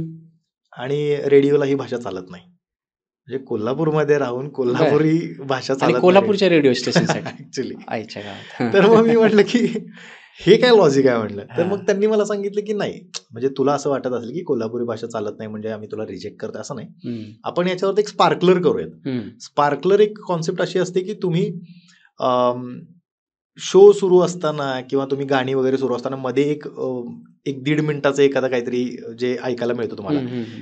कोणतरी एक रेकॉर्डेड कोणतरी असतो एक माणूस आणि तो बोलत असतो एखाद्या गोष्टीबद्दल. हं, हं, हं. प्रोमो वगैरे तुम्ही ऐकला हं, असेल हं. तर त्याला स्पार्कलर म्हणतात. मग हं. माझ्याकडे ते काम होतं की टिपिकल कोल्हापुरी भाषेमध्ये शालूतनं जोडा मारायचा. हं, हं. म्हणजे काय, करवीर संस्थापिका ताराराणी ताराराणी. यांचा पुतळा जो आहे तो कावळा नाक्याला आहे कोल्हापूरमध्ये. हं, तर त्याच्यावरती धूळ पडली होती. हं. मग मला असं सुचलं की याच्यावरती स्क्रिप्टिंग काय करू शकतो. तर मी हं. स्क्रिप्टिंग केली की आपलं काय झालंय माहिती आहे काय, आपल्याला फक्त की नाही मोर्चा काढायचा असला की तेवढा पुतळा आठवतोय हं. आणि त्याच्यावर धूळ बसल्या ती काय म्हणजे डायरेक्टर महाराणी आल्यात युद्धातनं हं. आणि ते पुतळा त्याच्यावरती घाण तशीच आहे, ती धुणार कोण, असं असा हं. एक कॉन्सेप्ट हं, होता. सो हं. त्याला थोडक्यात काय, आता मोर्चा कोण काढतात, नेते राजकारणी. मंडळी, हं, बरोबर. हं, स्वतः हे एका कुठल्या राजकारणी माणसाबद्दल नव्हतं, म्हणजे नाही. थोडक्यात ज्याला कळायचं त्याला कळलं, हं, त्यानं स्वतःवरती घ्यायचं त्यानं घेतलं. हं, मग त्याच्यानंतर तो पुतळा साफ झाला हं. आणि मग त्याच्यावरती बाकीच्या गोष्टी. सो ह्याला स्पार्कलर म्हणतात. मग ते म्हटलं की अच्छा. टिपिकल कोल्हापुरी भाषेत तसं आपण सटायर करूया. म्हणू शकतो त्याला थोडक्यात. एक्झॅक्टली. हं, हं, सो ते झालं. त्याच्यानंतर छत्रपती शिवाजी पूल एक आहे हं, कोल्हापूरमध्ये. हं, तर त्याला एक बस धडकली होती. हं, त्याचा कठडा फुटला होता. हं, मग त्याच्याबद्दल सुद्धा मी एक स्क्रिप्टिंग, असं मी हं. जवळपास एक 20-22 वगैरे स्क्रिप्ट लिहिल्या होत्या. हं, हं, रेकॉर्डिंग झालं, त्याच्यामध्ये मला असं सांगितलं गेलं की थोडी एनर्जी कमी पडते आणि हं. तसं पाहिजे वगैरे वगैरे. हं, सो ते पण मग 1.5 वर्ष मी ते करत होतो. शेवटच्या 6 महिन्यात मला आहे ना, म्हणजे मी 1 वर्ष ते केलं प्रॉपर. एका हं. आरजे सोबत मी जेव्हा इव्हेंट असायचा ऑन ग्राउंड इव्हेंट, हं, तेव्हा मी जायचो. काय आरजे करतोय, त्याला काय हं. लागणार आहे, जर तो हं. होस्टिंग करतोय तर हं. त्याला इंटर्न जो असतो तो मदत करत असतो. हं, हं, तर ते सगळं केलं मी. हं. इव्हन छत्र्या उचलण्यापासून, म्हणजे जर बरं. तुम्ही तुमची जर स्टँडी लावताय तर ती लावण्यापासून मी काम केलं. हं. शेवटच्या 6 महिन्यात त्यांनी विचारायचंच बंद केलं की तू काय करतोयस म्हणून ऑफिसमध्ये. अच्छा, अच्छा. मी यायचो सकाळी 8 वाजता घरातनं निघायचो डबा घेऊन. हां. ऑफिसमध्ये यायचो. एक ऑफिसमध्ये म्हणजे जिथं पॅन्ट्री टाईप असतं, जिथं आपण हां, जेवायला हां. बसतो, तर त्याच्या बाजूला एक अशी रूम होती जिथं सगळं म्हणजे अडगळीचं सामान ठेवलेलं हं, आहे. हं, जे काय आमच्याकडे रेडिओसाठी येणारे गिफ्ट्स असतात, हं. वाउचर्स म्हणा किंवा कपडे म्हणा, बरोबर. टी शर्ट्स म्हणा, तर हं. ते ठेवलेलं आणि तिथं काही कम्प्युटर्स होत्या. तर मी तिथं यायचो. हं, हास्य सम्राट लागत होता आधी हं. हो, जुनं. हो. तर हास्य सम्राटचे सगळे एपिसोड बघून काढायचो मी हां, निवांत मजेत एकदम. हां, 1:30 वाजता जेवायचो यांच्यासोबत बसून. हां. परत जाऊन मी ते व्हिडिओज बघत बसायचो YouTubeला. हं, हं, संध्याकाळी 7-8, 8:30 वाजले, हं, 7:30 वगैरे, तर मी घरी जायचो. हं, सो हे शेवटचे 6 महिने केलं मी. हं.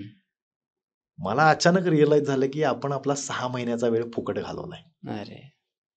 आपल्याकडनं काहीही होत नाहीये, म्हणजे हे करून घेत नाहीयेत. आणि बरोबर, बरोबर. कसं असतं की तुम्हाला जेव्हा विचारतात ना की हं. अरे हे करायचंय मग तू केलंस का? हं. तर मग त्यांना म्हणजे तुम्हाला कळतं की त्यांना पण आपल्याकडनं काहीतरी काम करून घ्यायचंय. पण हे 6 महिन्यात झालंच नाही माझ्याकडनं. युजलेस फील होतं. हां. मग हं. मी जाऊन विचारलं शेवटी, की ज्या इंटरव्ह्यूसाठी मी आलो होतो, आरजे बनण्यासाठी तुम्ही नाही म्हटला. हं. त्याच्यानंतर तुम्ही स्पार्कलर सुरू करूयात म्हटला. 1.5 वर्ष झाला, अजून सुरू झालेलंच नाही म्हटलं. ते हं. 20-22 स्क्रिप्ट रेडी झाल्या म्हटलं. हं. तर मग त्यांनी असं सांगितलं, की ज्याने तुझा इंटरव्ह्यू घेतलाय ना, हं. तोच आता कंपनीमध्ये नाहीये. सो ना अच्छा. त्याचे डिसिजन, ना तो ना त्याचे हां, डिसिजन्स. पण त्या काळात पगार मिळत होता? नाही.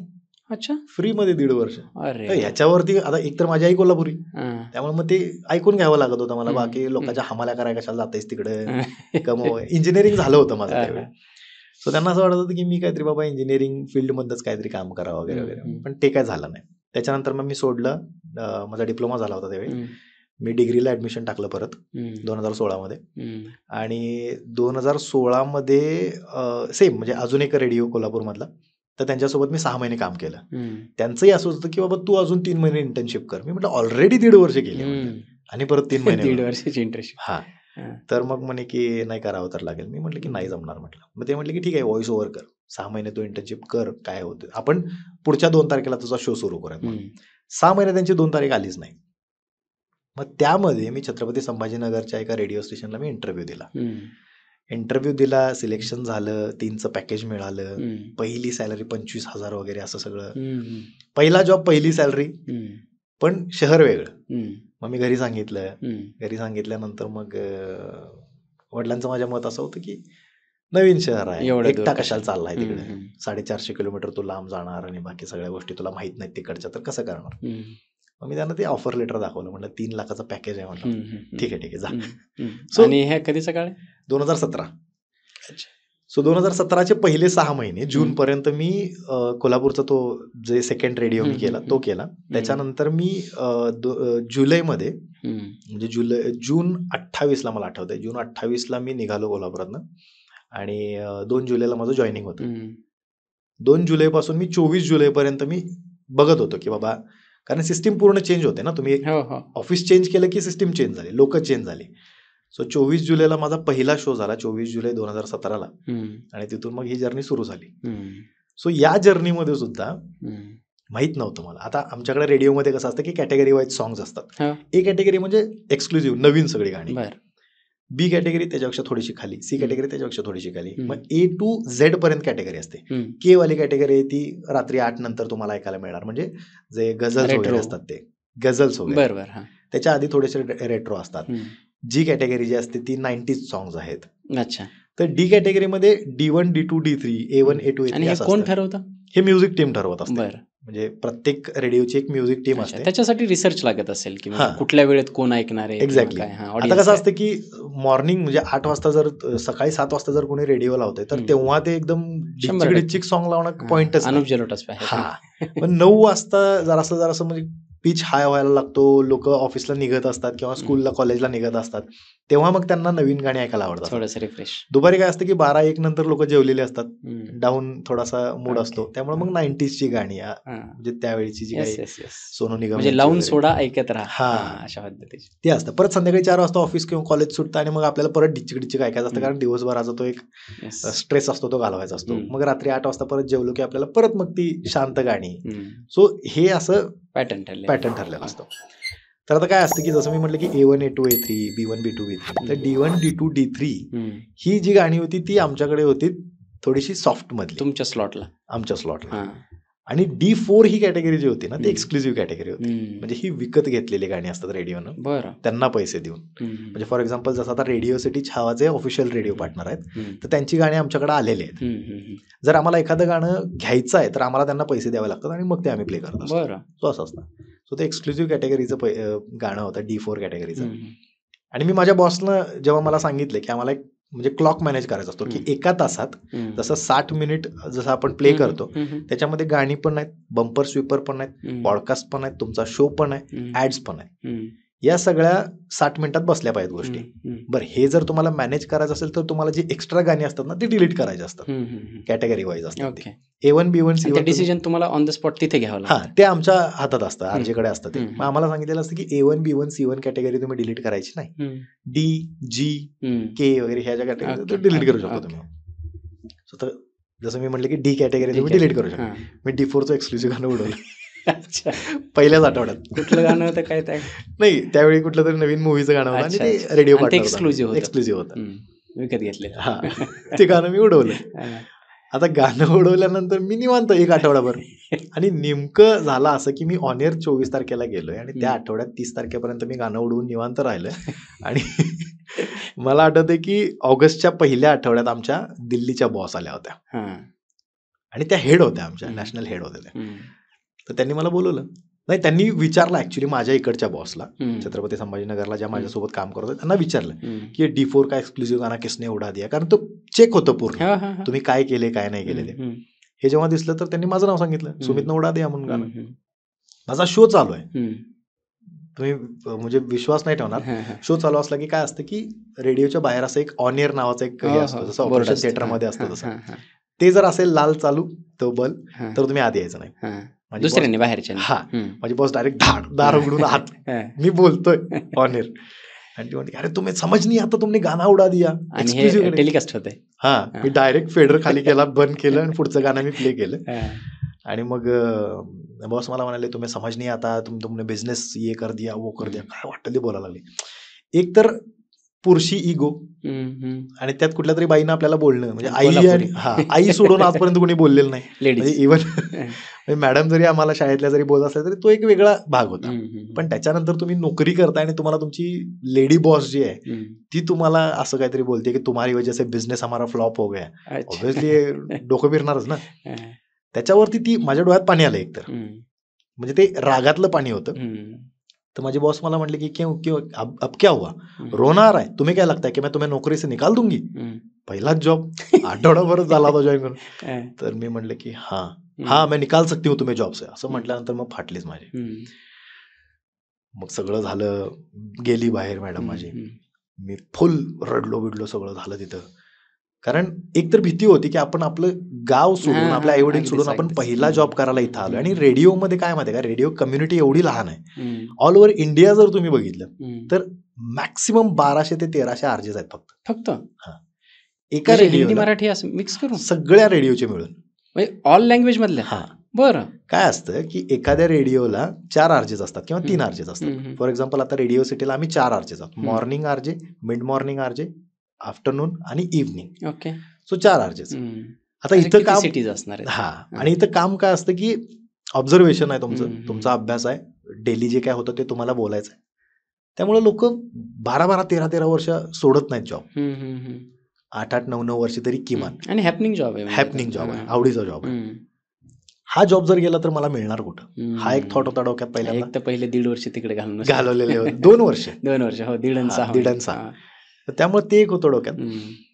हा जॉब गेला तर मी जाऊ कुठं, घरच्यांना काय सांगू वगैरे, हे एक डोक्यात होतच. मग रडलो वगैरे, सगळं झालं. मग माझा एक मित्र होता प्रेषित म्हणून, म्हणजे माझा सिनियर जॉक आमच्याकडचा. तर त्यानं मला सांगितलं की काय झालं रे, असं असं मॅडम बोलल्या म्हटलं, ते मनाला लागलं.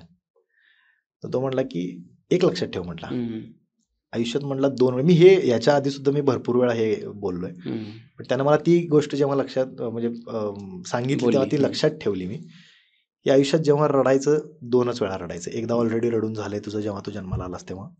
दुसरं जेव्हा बाप जाईल तेव्हा रडायचं. त्याच्यामध्ये रडायचंच नाही, काही होऊ दे आपल्या आयुष्यात. सो हे डोक्यात ठेवलं मी. त्याच्यानंतर मी एक आमच्याकडं काय म्हणतात त्याला, ऍक्टिव्हिटी होती एक दिया हर्षवर्धन के नाम नावाची, दिवाळीमध्ये आम्ही केली होती. म्हणजे एक 2 वर्षाचा मुलगा होता लहान, त्याचा एक डोळा जो होता तो प्रॉपर म्हणजे एका साईडला होता आणि एका डोळ्याने त्याला दिसत नव्हता. ह्या पण डोळ्याने त्याला ब्लर दिसत होता. तर मग आम्ही आरजेसनी काय केलं होतं की पणत्या ज्या असतात ना, त्या पणत्या स्कूलमधल्या मुलांच्याकडनं आम्ही त्या पेंट करून घेतल्या होत्या आणि त्या आम्ही डोर टू डोर मार्केटिंग करायचो. म्हणजे क्लायंटला जाऊन आम्ही विकायचो, किंवा रस्त्याने येणारा जर कोणी असेल तर आरजे विकतोय पण ती, त्यातनं येणारा जो रेव्हेन्यू होता, तो जे काही पैसे होते ते आम्ही ऑपरेशनला दिले. सो रोटरी क्लबनं त्यावेळी मदत केली होती. 13,000 रुपये काहीतरी जमले होते. रोटरी क्लबनं ते 7,000 मध्ये ते ऑपरेशन करून दिलं आणि राहिलेले जे पैसे होते ना ते त्या मुलाच्या अकाउंटमध्ये आम्ही टाकले. ही ऍक्च्युली नॅशनल ऍक्टिव्हिटी होती. म्हणजे जेवढे रेडिओ स्टेशन्स होते त्यावेळी त्या कंपनीचे, तर त्या सगळ्यांनी ते करायचं असं ठरलेलं आणि सुरुवात माझ्यापासून झालेली. सांगलीत मी ती ऍक्टिव्हिटी केली. सो मी ते कव्हर करताना काय केलं होतं की त्या मुलाची आई जी बाहेर बसली होती ऑपरेशन थिएटरच्या बाहेर, तेव्हा ती प्रार्थना करत होती, रडत होती, काय होईल कसं होईल वगैरे, ती त्या ह्याच्यामध्ये होती. सो ते फोटोज काढले होते मी डॉक्टरला मॅनेज करून ठेवलं होतं की तुमचं ऑपरेशन चालू असताना मला किमान आतले ऑपरेशन थिएटरमधले थोडंफार फोटोज द्या. ते त्यांना पाठवले मला, ते मी ग्रुपवरती टाकलं. आणि ज्या बाईनं मला रडवलं होतं किंवा ज्या बाईनं मला म्हटलं होतं की तेरी नोकरी में निकाल, तुम्ही नोकरी से निकाल सकते हो, तिचाच मेसेज आला ऑफिशियल आमचे जे आरजेसचं एक ग्रुप असतो त्याच्यावरती की you are gem person of Maharashtra region and I am proud of you my boy. So तिथून ती जर्नी सुरू झाली आणि मी म्हटलं की काहीतरी करू शकतो यार आपण आयुष्यात चांगलं, आणि मग ते सुरू झालं. असं मला इथं विचारायचं की एकतर तुम्ही कोल्हापुरी, आजही तुमच्या बोलण्यातून थोडा कोल्हापुरी बाज येतो. कोल्हापूरमध्ये जेव्हा तुम्ही रेडिओ जॉकी म्हणून हे होत होते तेव्हा तुमच्या लँग्वेजला घेऊन थोडंफार काहीतरी म्हणजे झालं ते पण प्रॉब्लेमॅटिक होतं की लँग्वेज, या लँग्वेजचा माणूस रेडिओवरती कसं चालेल. तुम्ही पुण्यात कसं काय ऍडजस्ट होते, म्हणजे पुणेरी लोक तर फार म्हणजे लँग्वेज पाहिजे त्यांना, शुद्ध भाषा, उच्चार, मी डिक्शन जे ह्या म्हटलं सगळ्या तुम्हाला, गोष्टी. की हां. मी 6 महिने जो एक दुसरा रेडिओ केला ना, तिथं हं. मला खरंच चांगली एक आरजे भेटली, हं. जी खूप सीनियर आरजे होती हं. आणि ती आजही माझ्या कॉन्टॅक्टमध्ये आहे. मी हं. आजही त्यांचा रिस्पेक्ट करतो, की हं. त्यांनी मला भाषा शिकवली म्हणून कदाचित मी आता रेडिओ करतोय. हं. तुम्ही ज्या कंपनीमध्ये काम करता किंवा ज्या लोकांच्या सोबत तुम्ही बसता उठता त्यांच्याकडनं तुम्हाला काही ना काहीतरी शिकायला मिळतं. हं. हे जग तुम्हाला भरपूर काही शिकवत असतं. तुम्हाला हं. शिकता आलं पाहिजे त्यांना. सो माझ्या पहिल्या बॉसनं जेव्हा मी हं. इंटर्नशिप करत होतो 1.5 वर्ष, त्या पहिल्या बॉसनं मला रेडिओ शिकवला. अच्छा. व्हॉइस ओव्हर शिकवला. व्हॉइस थ्रो कसा असला पाहिजे तुमचा ते शिकवलं. म्हणजे मी नॉर्मली जर ह्या आवाजात तुमच्यासोबत बोलतोय, हं. तर मला व्हॉइस मॉड्युलेशन करता आलं पाहिजे जेव्हा मी एखाद्या ॲडसाठी व्हॉइस देतो. हं. फॉर एक्झाम्पल कसं? जर आता मला हे सांगायचं असेल, की राजमंच या हं. पॉडकास्टमध्ये मी ओके. आलेलो आहे आणि हां, हां. असं. हां. राजमंचच्या पॉडकास्टमध्ये तुमचं स्वागत आहे. सो हे ओके. Voice great. मॉड्युलेशन. किंवा मी जर एखादं कॅरेक्टर प्ले करत असेल, हं. एखाद्या मित्राला जर मी हे सांगत असेल, की अरे गाडी नवीन घ्यायला जायची आणि माझ्याकडे पैसे नाहीत. तर मी त्याच्यासोबत बोलताना मी कॅज्युअलीच बोलणार. बरोबर. आता पैसे नाही आहेत रे, नवीन गाडी तर घ्यायची आहे, हं. पण समजत नाही यार काय करू. हं. मग हे आहे. हं. सो हे वेगवेगळ्या गोष्टी मला तिनं नाईस. शिकवल्या. हं. दुसरी गोष्ट मला पेपर वाचायला शिकवला. भाषा सुधारण्यासाठी. हं. न, ण, ट, हं. ठ, प, हं. फ हं. हं. या सगळ्या पुण्यात गोष्टी गरजेचं आहे फार. पुण्यात खूप गरजेचं आहे. पण आणि पुण्यापेक्षा ॲक्च्युअली जसं मी मगाशी खरंच म्हटलं, की मला गरजेचं. मराठी सगळीकडेच. म्हणजे कोल्हापुरी भाषेसाठी मला रिजेक्ट केलं. तर त्यांचं असं होतं, की प्रमाण भाषा ही प्रत्येक ठिकाणी लागते. हं. तुम्ही न्यूज चॅनल बघा, तुम्ही रेडिओ बघा. हं. काय असतं, की कोल्हापूरमध्ये फक्तच कोल्हापुरी बोलणारे लोकं आहेत का? किंवा पुण्यात फक्तच पुणेरी बोलणारे लोकं आहेत का? अगदीच नाही. मराठवाड्यातले लोकं आहेत, विदर्भातले लोकं आहेत, आगरी कोळी लोकं आहेत, किंवा बेळगावची लोकं आहेत, कोल्हापूरची लोकं आहेत, म्हणजे हं. पश्चिम महाराष्ट्र हं. थोडक्यात. हं. तर ह्यांना तुमचा कोल्हापुरी शब्द कळेलच असं नाही. हं. म्हणजे एखादा शब्द फॉर एक्झाम्पल डबरं, हं. कोल्हापुरात डबरं लय आहेत, डबरं म्हणजे? खड्डा. सो बरं. हा प्रॉब्लेम आहे. म्हणजे मी अच्छा. जर समजा हां, हे हां. बोललो हां. तर बरोबर. तुम्हाला कळणार अगदीच, नाही. अगदीच. पण हेच जर मी म्हणेन, की जर समजा फॉर एक्झाम्पल मी चाललोय, FC रोडवरनं जाताना मला एक खड्डा दिसला आणि त्या खड्ड्यामध्ये माझी गाडी गेली असती, पण मी वाचलो. हं. सो हे लोकांना कळतं. हां. मग ते लोकांना इमॅजिन होतं, की हां. मग त्यासाठी प्रमाण भाषा गरजेची असते. अगदीच. मग ती शिकलो. हं. मग आत्ता काय होतं, की मी जेव्हा बोलत असेन तेव्हा मला माहिती आहे, की आणीबाणी किंवा असं काही णवाले जे शब्द आहेत ते माझ्यासमोर येणार आहेत ना, पाणी. तर मग ते दिसतं मला समोर. हां, सो हां. बोलताना ते एक आहे. काय काय जाणवलं म्हणजे की प्रमाण भाषा आणि ज्या लोकल भाषा आहेत म्हणजे हं, हं. विदर्भाची, कोल्हापूरची असेल, मराठवाड्याची असेल, याच्यात डिफरन्सेस काय आहेत? किती फरक आहेत भाषेमध्ये असं? भाषेमध्ये फरक असण्यापेक्षा आहे ना, मला असं वाटतं, की ती भावना महत्त्वाची आहे. हं. तुम्ही जे शेअर करता ना, हं, हं, ती हं. भावना महत्त्वाची आहे. हं. म्हणजे तुम्हाला फॉर एक्झाम्पल एखादी गोष्ट तुमच्या भाषेत जर सांगायची आहे. हं. फॉर एक्झाम्पल आता आमची कोल्हापुरी भाषेच्या म्हणजे जे कोणी तुमच्या ओळखीत असतील किंवा त्यांच्याकडे तुम्ही बघितलं, तर तुम्हाला काय वाटेल, की हे भांडणं म्हणजे त्या भांडतंय. ह्याच्यामध्ये हां. विदर्भातली लोकं पण तशीच हां, बोलतात. हां, हां. त्यांचा पण एक हाय पिच टोन काय आहे. सायाची हो. हां. हां. तर कोल्हापूरच्या लोकांना आमच्याकडे शिवी सुद्धा देतात ना, हां. "ए रांड्या कुठे चाललीस?" हां. आणि सो हे हे फार कॉमन प्रेमाने आहे. एक्झॅक्टली. हां. सो हे खूप कॉमन आहे. हं. म्हणजे त्याचं जर तुम्ही काय म्हणतात त्याला, की वेगवेगळ्या सिच्युएशनला जर ते तुम्ही म्हटलं, हं. की ही शिवी आम्ही कशी वापरतो. तर मित्राला जर समजा जेवायला जरी बोलावलं असलं, हं. "ए रांड्या चल की जाऊया जेवायला." हां. सो हे एक झालं. भांडण जर झालं, "ए रांड्या ताटून काय बघायलायस?" हां. तोच हे रांड्या दुसरं. पण वेगवेगळ्या. हां. हां. आमच्याकडं आमची आई सुद्धा आम्हाला म्हणते, म्हणजे जर समजा मी सोफ्यावरती बसलोय हॉलमध्ये आणि किचनमधनं तिनं मला काहीतरी सांगितले, की हं. वरच्या रूममधनं काहीतरी घेऊन ये जा हं. आणि मी जर गेलो नाही, "अरे रांड्याच्या जा की लवकर घेऊन ये जा." सो ही आमची आई पण म्हणते आम्हाला. बट याचा जर अर्थ काढला तर फार घाणेरडा आहे म्हणजे पण ते हे मला इंटरव्ह्यूमध्ये विचारलं गेलं. हां. मी कोल्हापूरच्या अजून एका रेडिओला इंटरव्ह्यू दिला. हां. तिथं मला विचारलं गेलं, बरं हा जो कोणी इंटरव्ह्यू घेणारा माणूस आहे तो कोल्हापूरमध्ये असतो. बरं. तो आहे मिरजेचा. हं. त्याने मला विचारलं, की तुमच्याकडे एक शिवी म्हणजे रेडिओ कोल्हापूरमध्ये एक शिवी दिली जाते, तर त्या शिवीचा अर्थ माहिती आहे का तुला? हं. मी म्हटलं, की आमच्याकडे शिव्या अर्थ घेऊन देत नाहीत म्हटलं. हं. हे फक्त इमोशन आहे म्हणलं आमच्यासाठी. ती येस, शिवी येस, नाहीये येस, आमच्यासाठी. Yes, yes, yes. म्हणजे बारक्या बाळाला जर ते फॅनमध्ये बोट घालत असले, तर त्याला त्याचा बाप हेच म्हणणार, "रांड्याच्या बोटं घाल मध्ये." सो हे आम्ही लहान बाळाला पण म्हणतो. हं. ते घेणाऱ्यावरती आहे ना ते डिपेंड. हं. जसं आता BCMC हे बोलणारे पण लोक आहेत, पण हं. त्याच्यामध्ये पण इमोशन्स आहेत. हं. ते आणि त्याचा कसं अर्थ फार तुम्ही घाणेरडा आहे पण ते फार हां. कॅज्युअली बोललं ते जातं. डिलिव्हर करण्याची तुमची हं, पद्धत. पद्धत. म्हणजे एक युट्यूबर हं. भुवन बाम हं. ह्याचं जर आपण काय म्हणतात त्याला, ह्याचा जर आपण व्हिडिओ जर बघत असेल, हं. तर तो ज्या पद्धतीने हे जे म्हणतो, हं. तर ते आपल्याला ऐकायला पण भारी वाटतं. भारी का तर तो कॅज्युअली आपल्या मित्रांसोबत असंच बोलत असेल असं आपल्याला वाटतं. काही लोकांच्या शिव्या वाटत नाही. वाटत नाहीत हां. ऍक्च्युली. आणि काही लोक साधी जरी बोलले तरी ह्या शिवाय हा देतोय काय असं वाटतंय. तो फरक आहे. हा. तर त्यामुळं मला ते पण विचारलं गेलं इंटरव्ह्यू मध्ये हम्म. आणि मला ते सांगितलं की तुला असं वाटत नाही का की हे चेंज व्हावं. बरं मी कोणाला सांगणार चेंज करा म्हणून. आणि पण का का म्हणजे महत्वाचा विषय काय ते इमोशन आहे ते त्यांना बरोबर. नाही वाईट वाटत किंवा तो बोली लहेजा भाषा आहे ना बदलायची ती. काय गरज आहे बोली ना? भाषा आहे ती. हा, तर तर त्यामुळे भाषा कोणाकोणाची बदलणार हा. तुम्ही कोल्हापूर कोणलं की थोडासा स्वाभिमान किंवा त्याला आपल्या एकदम लेम लँग्वेज मध्ये सांगितलं माज कोल्हापुरी माज हा फार दिसतो म्हणजे माझे कोल्हापूरला फार मित्र आहेत विदर्भातले आहेत तसेच मराठवाड्यातले आहेत पुण्यातले आहेत पण जो भाषेला घेऊन जो तिथल्या राहणीमानाला घेऊन स्वभावाला घेऊन खाण्याला घेऊन खास करून तो कोल्हापुरी लोकांमध्ये तो माज फार आढळून येतो की आमचं माज- कोल्हापूरचं बे ते जे हे येतं ना ते काय एवढं म्हणजे मला कळलं नाही. ऍक्च्युली काय माहितीये काय की हा. कोल्हापूरकर जे आहेत ना ते भाषेबद्दल किंवा खाण्याबद्दल हम्म, किंवा त्यांच्याकडे ज्या गोष्टी म्हणजे आमच्याकडे ज्या गोष्टी आहेत त्याबद्दल ते सांगतात आमच्याकडे हे चांगलं आहे. हम्म, आम्ही असं नाही म्हणत की बाबा तुमच्याकडे हे वाईट आहे. हम्म, आमच्याकडे चांगलं आहे. हम्म, तुम्हाला घ्यायचं नाही घ्यायचं हा तुमचा प्रश्न आहे. हम्म, हे कोल्हापुरात तांबडा पांढरा रस्सा हा भारी मिळतो. हम्म. बाकी तुम्ही कुठं खा नाही खा आम्ही हे नाही सांगणार की अच्छा, आम्ही म्हणले का मिळतं. तुमच्याकडे खराब मिळतो हा हा. सो हे एक आहे. दुसरी गोष्ट दूध कट्टा नावाचा एक प्रकार आहे आमच्याकडे हम्म. कोल्हापूरमध्ये म्हणजे हम्म. आजही आमच्याकडे म्हशीचं दूध डायरेक्ट काढून आम्हाला तांब्यावर दिलं गोकुळ. जातं. हा डायरेक्ट आम्हाला काढून दिलं जातं हम्म. दूध कट्ट्यावर. गंगावेश म्हणून एक एरिया आहे हम्म, किंवा पापाची तिकटी म्हणून एक एरिया आहे हम्म, किंवा मिरजकर तिकटी म्हणून एक एरिया आहे. तर इथं म्हशी घेऊन येतात लोक हम्म, तांब्यावर दूध काढतात कच्चं दूध ते देतात प्यायला. हम्म, सो हे जगाच्या पाठीवर फक्त कोल्हापुरात होतं. हम्म, सो आता काय आहे की ह्या गोष्टी आमच्याकडे आहेत म्हटल्या तर अभिमानानं सांगणं भाग आहे हम्म, गरजेचं आहे. हम्म, कोल्हापुरातली मिसळ फेमस आहे हम्म.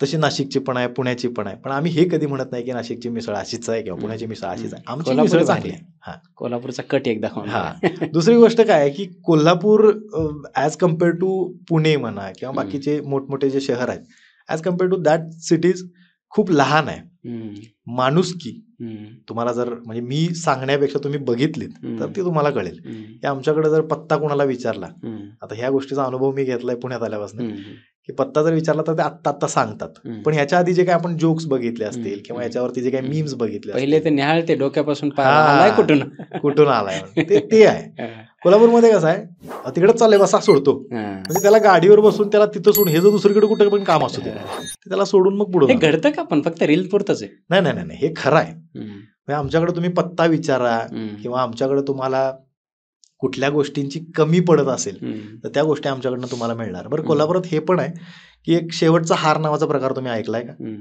शेवटचा हार शेवटचा हार नाही. जे आमच्याकडं फुलांचे जे स्टॉल्स लागतात हम्म, जिथे जिथे हार वगैरे विकले जातात फुलं वगैरे विकली जातात हम्म, कोल्हापुरातच ही अशी पद्धत आहे की प्रत्येक दुकानाच्या बाहेर जेव्हा हम्म. शटर डाऊन होतं हम्म, जेव्हा सगळी घरी जातात हम्म, तेव्हा एका खुंटीला एक हार टांगलेला असतो शेवटचा अच्छा. हार. हम्म, तर तो याच्यासाठी असतो की जर समजा हम्म, रात्री बेरात्री कोणीतरी एक्सपायर झालंच हम्म. तर हार कुठला घालणार मग ते लोक तिथनं फुकटमध्ये घेऊन येतात ते म्हणजे आजही त्या पैसे. दुकानाच्या आजही बाहेर असं होतं. होतंय. हो कोल्हापुरात आजही अरे वा. आहे.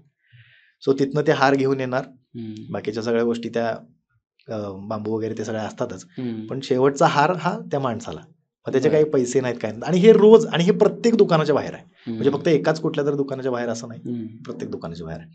मग हे आहे की जेवढी इकडे कोल्हापुरात रांगडी माणसं तुम्हाला बघायला मिळणार तेवढीच ती हळवी पण आहेत.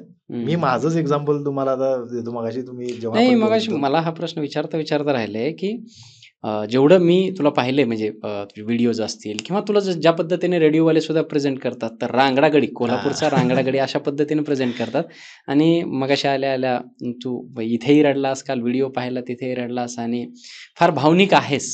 नाही, हे म्हणजे रांगडागडी आणि हे सगळे इमोशन्स कसं काय म्हणजे त्याच्यात मला असं वाटतं की माणसाची आउटर इमेज आणि इनर इमेज दोन्ही वेगळ्या असतात. हम्म, म्हणजे मी जरी दिसायला 6 फूट किंवा माझी दाढी किंवा हम्म. माझे डोळे वगैरे असे जरी अग्रेसिव्ह असतील हम्म, आता माझं काय आहे की मला व्यसन करायला अजिबात जमत नाही पहिल्यापासून. हम्म, माझे वडील एक क्लास 1 ऑफिसर आहेत. माझ्या घरी खूप स्ट्रिक्ट आहे सगळं. हम्म, मी 8 वर्ष मिलिटरी स्कूलला राहिलोय त्यामुळे बरं. ज्या वयात तुम्हाला म्हणजे ज्या वयात मुलं बिघडतात म्हणतात ना हम्म. तर त्यावेळी आम्ही नेमकं वळण लागले.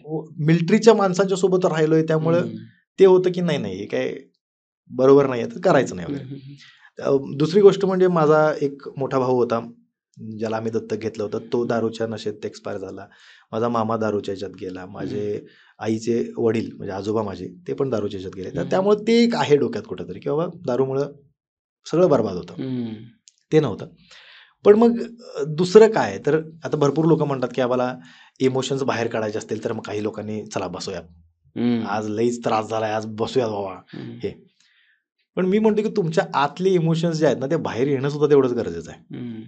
म्हणून मी म्हटलं की आउटर इमेज एक वेगळी असते. मी जरी दिसत असा हे असलो रांगडा वगैरे दिसत असलो, माझं बोलणं मी भांडणं करायला सुद्धा तेवढाच आहे. म्हणजे एक तर शॉर्ट टेम्पर्ड आहे, मला कोणी जर काहीतरी म्हटलं तर ते येतं पण बाहेर.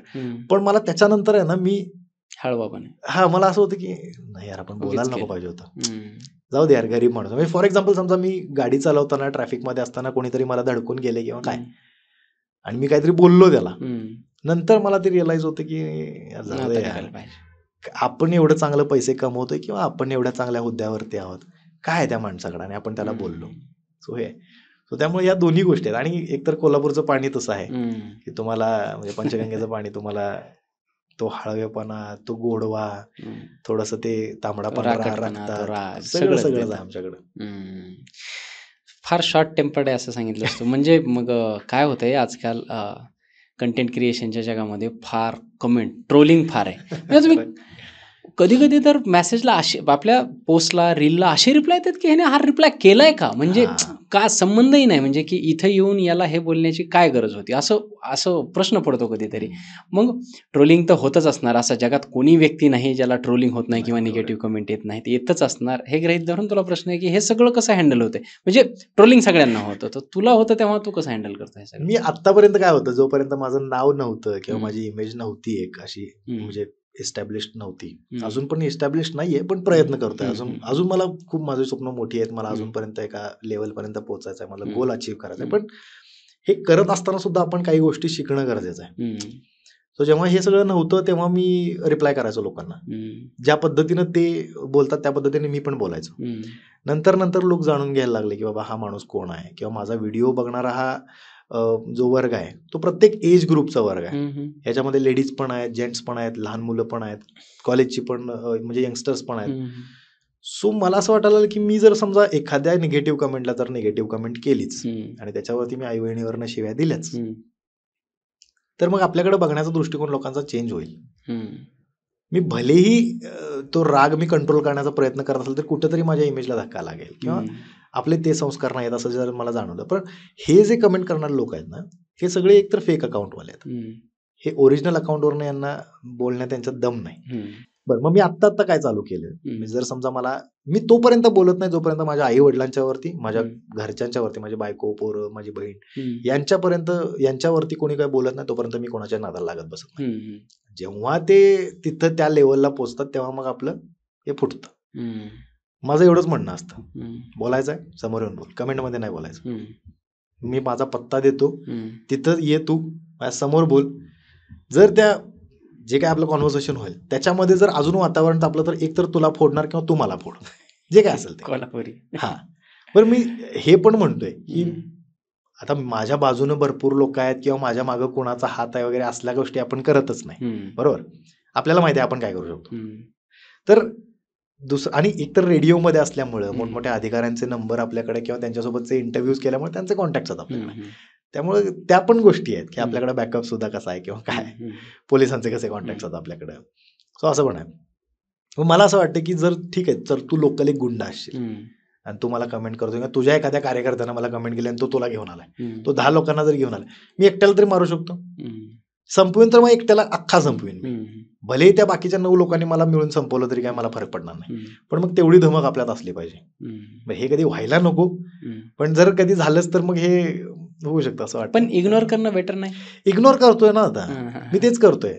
म्हणजे काय असं वाटतं की आपण खूप सारी आपल्याकडे काम असतात. आता एक्झॅक्टली तू जे करतोस ते खूप काही काम आहेत, खूप मोठी स्वप्न असतात, आपल्याला गोल अचीव्ह करायचे असतात. आपल्याला खूप खाली जाण्यापेक्षा ठीक आहे इग्नोर करणं नाही. पण मी तेच म्हणतोय ना, मी इग्नोर कुठंपर्यंत करतोय जोपर्यंत ते मला बोलतात किंवा माझ्या त्या व्हिडिओ बद्दल मला त्यांचं मत मांडतात. आई वडिलांच्या पर्यंत आलं की मग मी कोणाचाच नाही मग. सो असं आहे.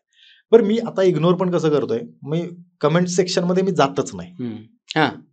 मला माहिती होतं की हे ट्रोल करणार आहेत ह्या व्हिडिओ बद्दल आणि आपल्याला इथं बोलायचं नाही म्हणून. मग मी काय करायचो की ती कमेंटच डिलीट करायचो. मग हम्म. लोकांनी काय सुरू केलं माहिती आहे काय, दुसऱ्या अकाउंटवरनं म्हणजे मी काय करायचो, मला जर निगेटिव्ह कमेंट आली मी त्याला ती कमेंट डिलीट करून त्या माणसाला मी ब्लॉक केलं, म्हणजे याचा परत मला काय बाबा नको मेसेज यायला. येणार नाही. लोकांनी फेक अकाउंटवरनं मग मेसेज चालू केले, आमची कमेंट डिलीट केली, ब्लॉक केला आम्हाला, मग तिकडे अनब्लॉक कर, असं तसं. अच्छा. मग हे तुम्ही किती हे करणार आहे ना, असं पण आहे. बरं, आणि माझ्या घरच्यांना माहिती आहे, माझ्या बायकोला माहिती आहे, माझ्या आई वडिलांना सगळ्यांना माहिती आहे की मी शॉर्ट टेम्पर्ड आहे किंवा मी कुठल्या लेवलपर्यंत कंट्रोल. माझी आई माझ्या बायकोला आता सांगते की तू खूप चिडका आहे आणि तू अजून त्याला बघितलेलं नाहीस वगैरे वगैरे. त्यांना माहिती आहे ना माझा स्वभाव, लहानपणापासून त्यांनी मला बघितलंय. पण मी आता जे काही स्वतःला कंट्रोल करतो ते ह्यासाठीच की मला ते सगळं दाखवायचं नाही की माझ्यावरती कसे संस्कार झालेत किंवा काय झालेत. त्यामुळे जसं तुम्ही म्हणता की कंट्रोल करतोय, पण कधी कधी फुटतं. करायला पाहिजे, मला तरी असं वाटतं. कारण काय होतं की ती एनर्जी तिकडे वेस्ट करण्यापेक्षा किंवा त्यांच्या इतकं खाली जाण्यापेक्षा तीच एनर्जी आपण वरती जाण्यासाठी लावली तर अजून बेटर होईल. आणि हे जेवढे कंटेंट क्रिएटर असो, छोटे असो, आमच्यासारखे किंवा तुमच्यासारखे मोठे असो, सगळ्यांच्याच लाईफमध्ये हे होत असावं असं मला वाटतं. आणि त्याच्यामुळे अवॉइड करायला पाहिजे असं मला तरी वाटतं. जसं आपण मगाशी डिस्कस केलं की रेडिओ जॉकी हा फार हॅपनिंग जॉब आहे. हॅपनिंग इन द सेन्स की तुम्हाला रोज घडत असलेल्या घटनेवरती बोलायचे, त्याच्यावरती भाष्य करायचे किंवा त्याच्यासोबत राहायचं एक थोडक्यात. कारण लोकांना अपडेट ठेवण्यासाठी तुम्हाला स्वतःला अपडेट राहावं लागतं, म्हणून तो हॅपनिंग जॉब आहे. पण आज आपण पाहिलं तर रोज नवीन घटना घडतायत. लोक पहिली घटना विसरतायत, दुसरी टर्न होत आहेत, पुन्हा एक घटना घडते. सोशल मीडियाचे ट्रेंड दिवसेंदिवस बदलत जातात. मग तुम्ही या सर्व ट्रेंडला कसं फॉलो करता किंवा कसं बघता, बदलत्या ट्रेंडकडे कोप कसं करता किंवा हे कुठपर्यंत तुमच्यासोबत राहतात, हा माझा प्रश्न. ऍक्च्युली काय होतं, मी मगाशी जसं म्हटलं की मी गोष्ट मनातली किंवा कोल्हापुरी सिरीज किंवा मंगोलियन इंग्लिश असा ट्रेंड मी स्वतः सुरू केला होता. मग मला भरपूर लोक, मी आता व्लॉग सुरू केले, तर व्लॉग सुरू केल्यानंतर माझे काही मित्र मला म्हणत होते की अरे तू ट्रेंड फॉलो का करतोय, म्हणजे व्लॉगर्स भरपूर आहेत, बरोबर, त्यांनी केलेलं आहे सुरू, तू पण तेच करतोय असं व्हायला लागलंय. तू ट्रेंड सेटर आहेस ना, तू 2-3 ट्रेंड आणले होते ते तू कर ना. मग मी म्हटलं की ट्रेंड फॉलो करणं चुकीची गोष्ट नाहीये. माझ्या लाईफमध्ये काय चाललेलं आहे हे भरपूर लोकांना बघायचं आहे. बरोबर, की एक आरजे म्हणजे ज्याचे फॉलोवर 2.5 लाख वगैरे आहेत, ब्ल्यूटिक आहे, सेलिब्रिटींसोबत बसणं उठणं आहे, किंवा अजून काही ठिकाणी त्याने प्रोजेक्ट्स वगैरे केलेले आहेत, मग ते फिल्म्स असतील किंवा सॉंग्स असतील किंवा अजून काही असेल, तर ह्याचं लाईफ कसं असेल. मग ह्याच्या घरी बाबा कामं करायला माणसं असतील, पण मी ऑफिसवरनं घरी जाताना दळण घेऊन घरी जातो किंवा भाजी घेऊन घरी जातो, हे तेवढंच कॉमन आहे. जेव्हा त्यांना दाखवलं जाईल तेव्हा कळणार आहे ना ते, आणि ते आपलेपणा एक वाटतो, आपलेपणा वाटतं. मग ते आहे.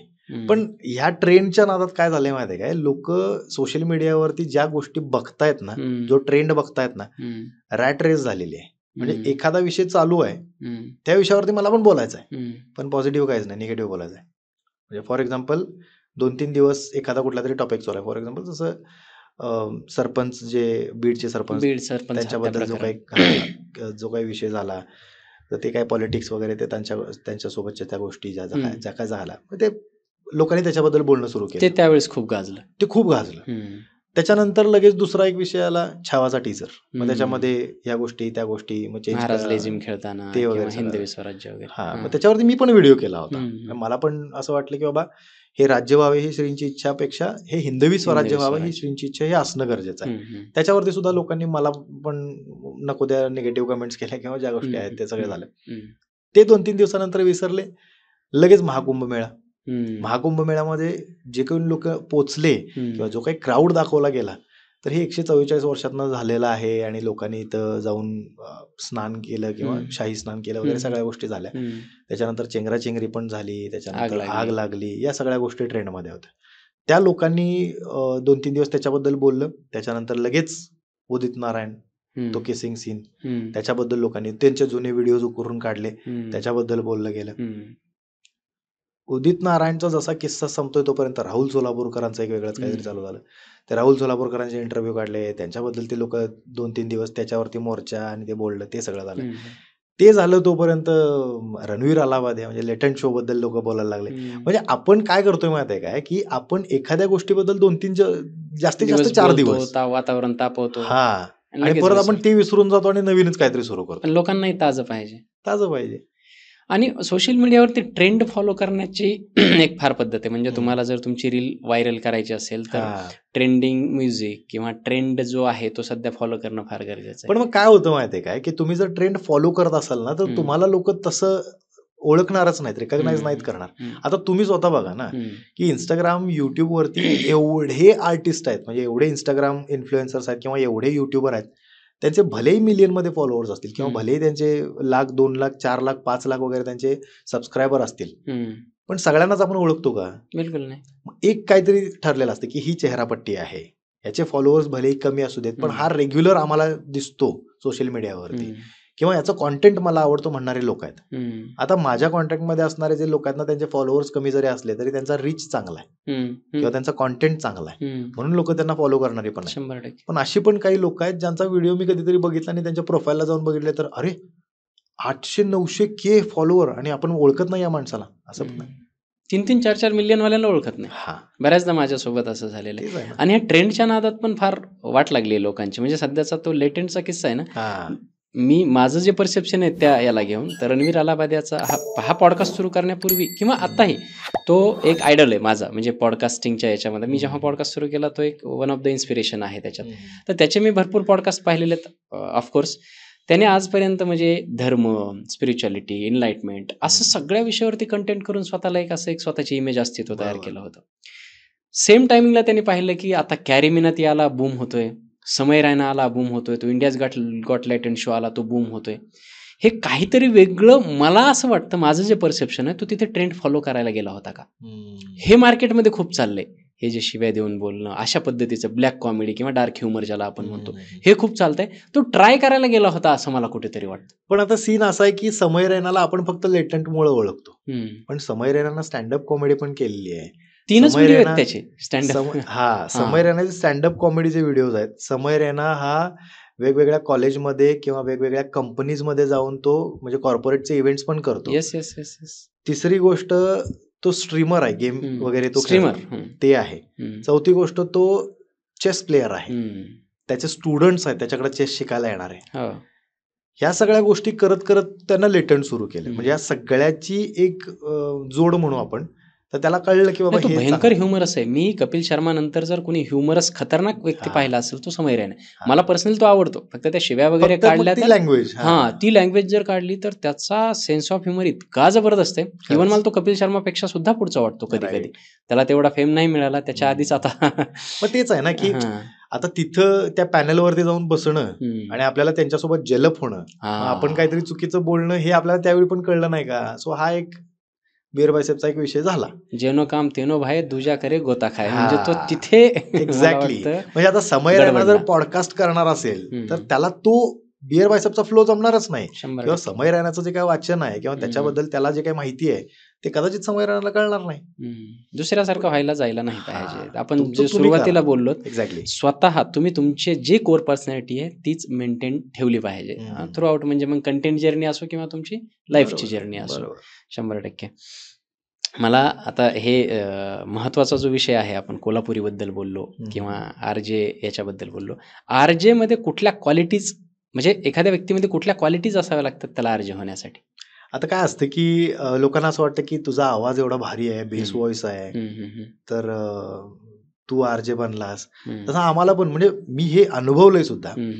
मी जे एखाद्या इव्हेंटमध्ये गेलो किंवा एखाद्या फॅमिली फंक्शनमध्ये गेलो, तर काही बायका, काही पुरुष आमच्याकडे येतात, म्हणजे फॅमिली जी कोणी असते तिथं, त्यांचे पेरेंट्स काही मुलांचे येतात.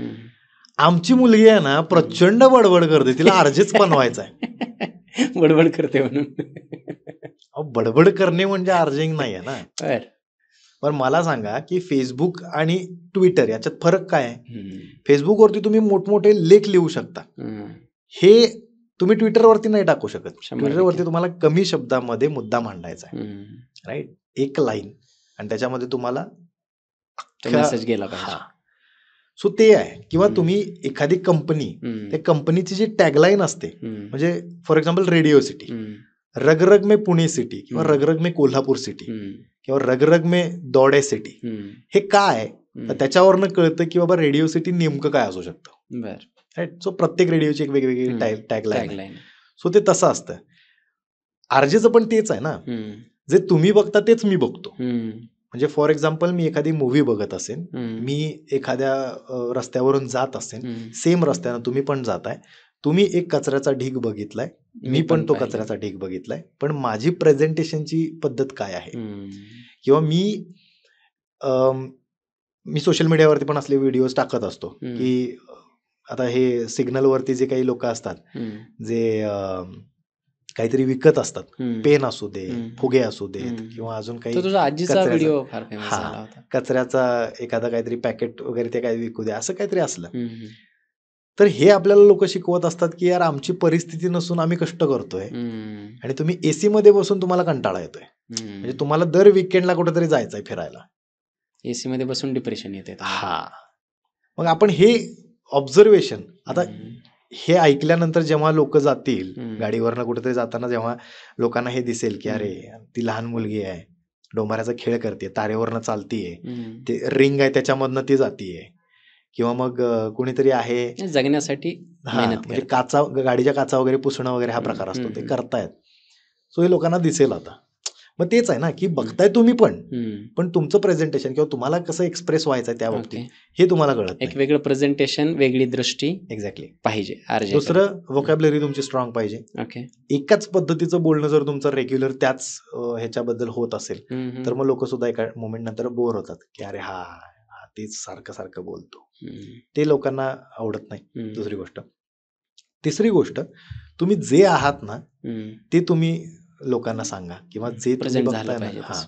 कारण कधी कधी काय होतं की जसं आता बिअर बायसेपचं आपण बोललो, तो आहे एक आणि दाखवलं त्यानं एक असं जे काही लोक आता म्हणतायत, जर ते आहे तेच जर त्यानं ते फॉलो केला असता ना तो पॅटर्न तर कदाचित तो ट्रोल झाला नसता किंवा त्याच्यावर नाही, उलट त्याची तिथे म्हणजे स्तुती झाली असती की बाकीचे लोक हे असं बोलत असताना सुद्धा याने याचं जे स्वत्व आहे ते सोडलं नाही आणि Exactly. याच्यामुळे तो आवडला असता, अजून लोकांना Exactly, आवडला असता. म्हणजे चिखलातल्या कमळासारखा तो आला असता बाहेर. मग ते तसं आहे अगदीच. की तुम्ही जे काही प्रेझेंट होता ना ते पण महत्वाचं आहे आणि सगळ्यात महत्वाचं म्हणजे आम्हाला शिकवलं जातं की तुम्ही जे काही बोलता ना, म्हणजे फॉर एक्झाम्पल तुम्ही जर हेडफोन लावून माझा शो ऐकत असाल, रेडिओ जर ऐकत असाल तर समोरच्या माणसाला, लिस्नरला हे वाटलं पाहिजे की हा आरजे माझ्याशी बोलतोय, माझ्या एकट्याशीच बोलतोय, एक्सक्लुझिव्ह माझ्याशी. हा बाकीच्या जगाशी त्याचं काही घेणं देणं नाही. तो मला सांगतोय की अरे गाडीवरनं चाललाच हेल्मेट घाल रे.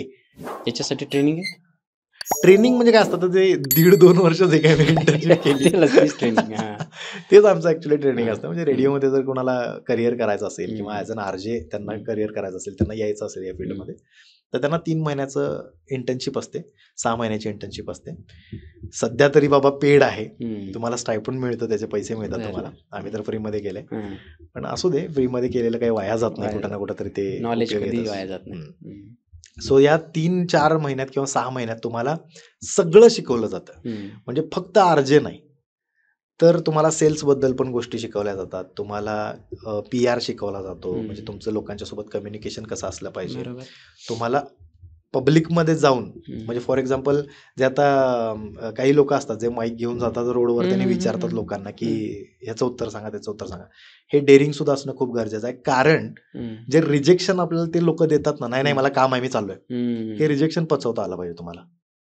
ते आहे. त्याच्यानंतर तुमचे अधिकाऱ्यांच्या सोबतचे जे काही PR आहेत किंवा तुमचे कनेक्शन जे काय आहेत ते तुम्हाला कसं मेंटेन करता येईल, किंवा तुम्ही जो कॉन्टेंट काढता, जो तुम्हाला आजच्या शो मध्ये बोलायचा आहे, त्याच्यामध्ये पण डूज अँड डोंट्स असतात आम्हाला, की बाबा ह्याच्याबद्दल तुम्ही बोलू शकता.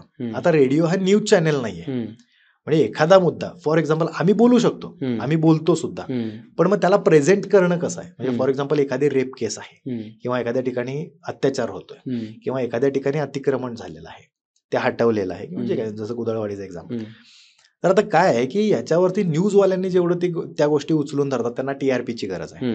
आम्ही एंटरटेनमेंट मीडियामध्ये येतो, मीडियाच पण एंटरटेनमेंट. मग त्याच्यामध्ये आम्हाला सांगितलं काय जातं की तुम्ही या मुद्द्याबद्दल बोलायचं नाही, राजकारण, राजकारणी माणूस, धर्म याच्याबद्दल तुम्ही अजिबात बोलायचं नाही. का तर तुम्ही एंटरटेनर आहात, तुम्ही एंटरटेनमेंट करताय लोकांचं, तुमच्यामुळं समाज बदलला वगैरे हा विषय न्यूजवाल्यांच्याकडे तुम्ही सोडून द्या.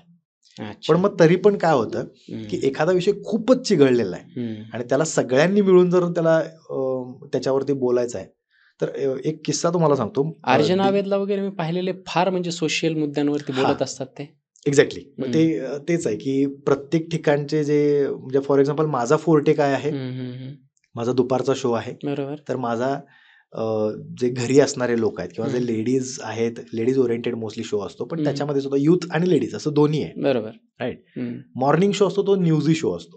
म्हणजे याच्यामध्ये फक्त न्यूज, शहरात काय चाललंय, देशात काय हम्म. चाललंय, कुठल्या गोष्टींबद्दल बोललं पाहिजे, पाणी, रस्ता, जे काही आहे, कुठले आजार आले आहेत, हे मॉर्निंग शो मध्ये असतं. हम्म. इव्हनिंग शो मध्ये सुद्धा थोडंसं फन हम्म. प्लस न्यूज हम्म. किंवा सिटी सेंट्रिक हम्म. असं असतं. सो या दोन्ही शोजना प्राईम टाइम शो मानला जातो. हम्म. मिड मॉर्निंग आणि आफ्टरनून शो जो आहे ना, तो ओके म्हणजे ठीक आहे, एंटरटेनमेंट. एंटरटेनमेंट. तुम्ही हम्म. गाणे ऐकवा, तुम्ही त्यांच्यासोबत तुमच्या लाईफ रिलेटेड गप्पा मारा, हम्म. थोडंसं रोमॅन्टिक बोला. तुम्ही रोमॅन्टिक बोला इन द सेन्स की तुमचे एक्सपिरियन्स सांगा. हम्म. लिस्नर सोबत तुम्ही रोमॅन्टिक नाही होऊ शकत. फोन करा आणि मी गप्पा मारत असतो, मग कशी आहेस, मग काय, हे नाही. सो असं आहे. मग त्यामुळे काय होतं की प्रत्येक आर्जेनं एक एक फोर्टे त्याचा जो आहे ना, त्याला माहिती आहे. जसं आता तुम्हाला मी म्हटलं हम्म. की छत्रपती शिवाजी महाराजांच्या बद्दल किंवा इतिहासाबद्दल जर समजा कोणीतरी बोलत असेल, हम्म. त्याला माहितीच नाही, त्याने व्हॉट्सअप युनिव्हर्सिटीवरती काहीतरी वाचलंय हम्म. आणि तो त्याच्यावरती बोलतोय, हा भाग वेगळा. आणि एक लेखक म्हणून किंवा एक हम्म. इतिहासकार म्हणून किंवा त्याबद्दल तुम्हाला माहिती आहे म्हणून तुम्ही त्याच्याबद्दल एक काउंटर किंवा त्याच्याबद्दल तुम्ही मुद्दे चांगले मांडू शकता. बरोबर. सो हा जसा फरक आहे तसा आर्जेचा एक फोर्टे असतो. हम्म. सो तो प्रत्येक जण त्याच्याबद्दल बोलत असतो. अच्छा. सो तुमचा आवडता आरजे कोण आहे सगळ्यात? माझा आवडता आरजे मी 2-3 लोक आहेत. मी हं. माझ्या बायोमध्ये जर तुम्ही इंस्टाग्रामच्या बघितलं हं, हं, असेल तर मी सलील. मेन्शन केले माय सलील. आयडल. येस. हां. सो मी त्याला 2-3 वेळा भेटलोय. हं. कमाल माणूस आहे तो. हं. म्हणजे त्याच्यासारखा ऑरा असायला पाहिजे, अच्छा. त्याच्यासारखं डिक्शन असायला पाहिजे, त्याच्यासारखा तो इझीनेस असायला पाहिजे. हं. जेव्हा तो समोरच्या माणसासोबत गप्पा मारत असतो, म्हणजे तो कितीही मोठा स्टार जरी असला हं. तरी तो खूप रुटेड आहे, ग्राउंडेड आहे तो. अच्छा. मी असं नाही म्हणणार की मला त्याच्यासारखं व्हायचं आहे. हं. मला आरजे सुमितच व्हायचं आहे, हं. पण त्याच्या काही अगदीच. क्वालिटीज हां. मला घ्यायच्या आहेत. अगदी अगदी. सो आम्ही जेव्हा सियाचीन ट्रिप केली होती, म्हणजे हं. 15 ऑगस्टच्या त्या दरम्यान आम्ही एक डॉक्युमेंटरी शूट केली होती हं, हं. आणि आम्ही वेगवेगळ्या लोकेशनचे वेगवेगळे 6 आरजेस आम्ही गेलो होतो. हं. मुंबईचा सलील होता, पुण्यातनं मी होतो, हं. लखनौची आरजे राशी होती, हं. चेन्नईचा मुन्ना होता, हं. त्याच्यानंतर प्रतीक म्हणून एक होता, हं. हर्षिल होता, गुजरातचा वगैरे, असे सगळे 6 आरजेस आम्ही गेलो होतो. हं. सो आता तिथं गेल्यानंतर मला एकतर असं होतं की मराठी आपला माणसं, आयडॉल. हं. म्हणजे मराठी माणसाचं काय होतं माहितीये काय, की हं. एखादा कोणीतरी खूप इस्टॅब्लिश्ड स्टार जर दिसला ना की आपण असं होतं की अरे आपण मागे पडतो. आणि ह्याच बद्दल मला परत छावाकडे यायला आवडेल हं. की जेव्हा संतोष जुवेकरनं त्याचा किस्सा सांगितला हं. एका इंटरव्ह्यू मध्ये मी ऐकलं हं. की तो जेव्हा A.R. रहमानांना भेटला हं. तर तेव्हा तो पाया वगैरे पडला, पण A.R. रहमानने त्याच्याकडे लक्ष दिलं नाही वगैरे, असं काहीतरी झालं, कारण तो हं. मोठा माणूस. मग विकी कौशलनं संतोष जुवेकरची ओळख करून दिली A.R. रहमान हं. यांच्यासोबत की हा कलाकार मराठीतला आहे. मग तिथं काही लोकांनी कमेंट केल्या होती की आपला मराठी माणूस इथं जेव्हा समोरच्या माणसाला देव समजायला जातो किंवा आपल्याकडे ते संस्कार झालेले आहेत मराठी लोकांच्या मध्ये, म्हणजे एखाद्याला जास्त मान देणं पण चुकीचं आहे असं चुकतंय असं हा वाटतंय असं मला. कुठंतरी ते feel रिस्पेक्ट होतं. ठेवली पाहिजे, पण हा. अगदीच फारच आपण हो, म्हणजे जाऊन हांजी हांजी पायावरती टाईप, लोळून घालणं. हा हे चुकतंय. पण मला ते जाणवलं की मी पण हे करत होतो का असं वाटलं मला, सलील हं. जेव्हा सोबत होता माझ्या तेव्हा. हं. पण नाही यार, तो खूप वेगळा माणूस आहे. आणि हं. मी आरजे सलीलला तेवढंच मानतो, मी आयुष्मान खुरानाला तेवढंच मानतो, कारण तो पण एक आरजे ॲज अ होता. आरजे. हा. हं. मनीष पॉलला मी खूप मानतो, कारण त्याच्याकडनं मी होस्टिंग शिकतोय, म्हणजे हं. अजूनही शिकतोय. मला हं. खूप इच्छा आहे की या नाही, तो तिघांना, खूप बेटर होस्ट आहे. हो, भारी आहे. म्हणजे त्याचा हजरजबाबीपणा हं. हा कमालच आहे. हं, हं, हं. मी ड्रीम गर्ल 2च्या इंटरव्ह्यू वेळी जेव्हा त्याची मूवी आली होती हं. आयुष्मान खुरानाची, हं. त्यावेळी त्याला विचारलं की म्हटलं तुझी आरजे लाईफ कशी होती, तर त्यानं हं. त्याचा एक्सपिरियन्स सांगितला. हं. आणि मी जेव्हा इंटरव्ह्यू करत होतो तेव्हा मला PR असं बाजूनं इशारा केला की असं हं. केलं. हं. आणि मी बोलता बोलता, आपल्याला काय असतं की आपल्याला कळतं आपल्या बाजूला काय बरोबर, चालू आहे ते. बरोबर. हां. सो मला कळलं की तिला म्हणायचं की इंटरव्ह्यू बंद कर म्हणा, हं. संपव म्हणून. हं, हं. सो मी डायरेक्ट शेवटच्या म्हणजे क्वेश्चनवरती आलो आणि आयुष्मानला ते कळालं. हं. ऑब्व्हियसली तो पण आरजे किंवा त्यानं हं. इंटरव्ह्यू केले असतील. हं, हं. तर तो मला म्हटला, म्हणजे इंटरव्ह्यू वगैरे झाला, सगळं झालं. तो मला म्हटला तुम्हें किसी ने इशारा किया क्या कि बंद करो, हां, हां, क्योंकि हां. तुमने डायरेक्ट जंप कर दिया. हां. मी म्हटलं की हाँ वो पूजा ने बोला इंटरव्यू खत्म करो. अरे यार, मग तो तिला म्हणाला हं. असं ऐसे नहीं करते यार, हं. पूछने दे ना उसको जो पूछना है. तरी पण हं. आम्ही तासभर गप्पा मारल्या होत्या. हां. सो त्यामुळे ही 3 लोक. आणि अजून एक मराठी हां, मराठी आरजे, तोच विचारायचं होतं. हा मराठी एक आरजे म्हटलं तर मला जो आता फिल्म लाईन मध्ये काम करतोय अभिजित खांडकेकर. बरं. तो रेडिओ सिटीचा आधी आरजे होता, हं, इथं हं. पुण्यातच काम हं, करायचा हं, तो. हं. डिक्शन भारी आहे त्यांचं हो. सुद्धा. तर त्याचं होस्टिंग पण भारी आहे, त्याच्यात लहेजा भारी आहे बोलण्याचा, त्याची मराठी भारी आहे आणि बेस व्हॉइस ऑब्व्हियसली. आणि दुसरं म्हणजे तो सगळ्यात भारी सलील बद्दल मला एक आवडणारी गोष्ट नाही अभिजित खांडकेकर बद्दल, की हे निर्व्यसनी लोक आहेत. म्हणजे मला मनीष पॉल आणि आयुष्मान बद्दल नाही माहिती, कारण एवढं काय आपला कॉन्टॅक्ट नाही, पण ज्या लोकांना मी बघितलेलं आहे किंवा मी रेग्युलर माझं बोलणं होतं त्यापैकी हे 2 लोक आहेत, म्हणून मी त्यांना जास्त मानतो. अच्छा. हे मला फार पूर्वीपासून पडलेला प्रश्न आहे, कारण ते मुर्गा जे होतं आर.जे. नावेदचं, ते मी रात्री झोपताना ऐकायचो, तास ऐकायचो. ते इतकं फनी वाटायचं मला. तर मला सरळ साधा प्रश्न आहे, ते स्क्रिप्टेड असते काय? मी मगाशी तुम्हाला जे स्पार्कलर म्हटलं, तर हा प्रकार जो असतो ना तो स्पार्कलर मध्ये येतो. म्हणजे तुमचा शो पण नाहीये, तुम्ही गाणी पण म्हणजे जे काही प्ले करताय किंवा तुमचं पॉडकास्ट जे काही आहे, आरजे तुम्ही जे काय बोलत असता तुमच्या शो मध्ये, ते सोडून हे एक्स्ट्रा असतं त्याच्यामध्ये. जसं रेडिओ सिटीवरती बब्बर शेर येतं किंवा जोक स्टुडिओ येतं. सो हा तसा स्पार्कलर, याला स्पार्कलर म्हणतात. हे स्क्रिप्टेड असतं? थोडेफार स्क्रिप्टेड असतात, थोडेफार ओरिजिनल असतात. कारण मी खूप जास्त ऐकल्यामुळे मला कळतं की समोरचा जो एक आवाज आहे ना, तो तोच आहे. तर त्याच्यामुळे मला कधी कधी काय होतं स्क्रिप्टेड असते की नाही, ठीक आहे. कधी कधी काय होतं की एखादा कॉन्टेंट आपल्याला लोकांच्या पर्यंत चांगल्या पद्धतीनं पोहोचवायचा आहे, तर त्यासाठी मग स्क्रिप्ट गरजेचं आहे. ओके. जसं आपण प्रमोशन करतो, फॉर एक्झाम्पल तुम्ही आता पॉडकास्टमध्ये ज्यांचे इंटरव्ह्यूज घेता, तर जसं आता आपलं कॅज्युअल टॉक चालू आहे, तसं तुमच्याकडे काही लोक येतील जे त्यांचं प्रमोशन करण्यासाठी येतील. फॉर एक्झाम्पल एखादं डेअरी प्रोडक्ट असेल किंवा एखादं हॉटेल असेल, तर ते त्यांच्याबद्दलच बोलणार आहे. बरोबर. सो त्यावरती स्क्रिप्ट तर त्यावरती काय की त्यांना कुठली गोष्ट हायलाईट करायची की आमच्या हॉटेलमध्ये काय स्पेशल मिळतं किंवा आमचं हॉटेल कुठं आहे किंवा आमच्या हॉटेलची जर्नी काय आहे. सो हे स्क्रिप्टेडच असतं मोस्टली. 100%. हे तुमचं काम आहे ना ते, की लोकांच्या पर्यंत कसं पोचवायचं, पाठवायचं ते. सो मग त्याच्यामध्ये तुम्ही जर त्याचे व्हिडिओज बघितले असतील किंवा काही कॉल्स बघितले असतील, तर तो हिंदू मुस्लिम यांच्याबद्दलचे काही कॉल्स करतो. इंडियन हिंदू, इंडियन मुस्लिम किंवा पाकिस्तानचं काही असेल तर पण त्याच्यामध्ये तेच आहे की तो स्वतः मुस्लिम आहे, पण स्टील तो हिंदू आणि मुस्लिम यांच्यामध्ये वाद नकोत किंवा काय. मग त्याच्यावरती एक वेगळी चांगली स्क्रिप्ट आपल्याला बनवली पाहिजे. किंवा कधी कधी मग ते फार फनी असतं. कधी कधी तुम्ही हे पण बघितलं असेल की एखादा मुलगा हॉटेलला गेलाय कुठेतरी एखाद्या मुलीला घेऊन आणि मग तो कॉन्डम बद्दल काहीतरी बोलतोय. सो हा फनी पार्ट जरी असला तरी अवेअरनेस सगळ्यात महत्त्वाचा आहे. सो अशा काही गोष्टी स्क्रिप्टेड लागतात कधी कधी. थँक्यू सो मच सुमित दादा, तू इथे आलास, खूप भारी वाटलं. मध्ये मध्ये ग्लिच आले त्याच्याबद्दल सुद्धा सॉरी. आजपर्यंत असे टेक्निकल प्रॉब्लेम एवढे कधीच आले नव्हते जे आमच्या या पॉडकास्ट दरम्यान आलेले आहेत. जर तुम्हाला कुठे जाणवलं तर आत्ताच आम्हाला माफ करा. खूप सुंदर वाटलं, खूप भारी वाटलं भेटायला. असं वाटतं की आता आपण हे बोलत राहिलं पाहिजे, हा पॉडकास्ट संपला नाही पाहिजे, परंतु टाइम लिमिट आहे आपल्याला.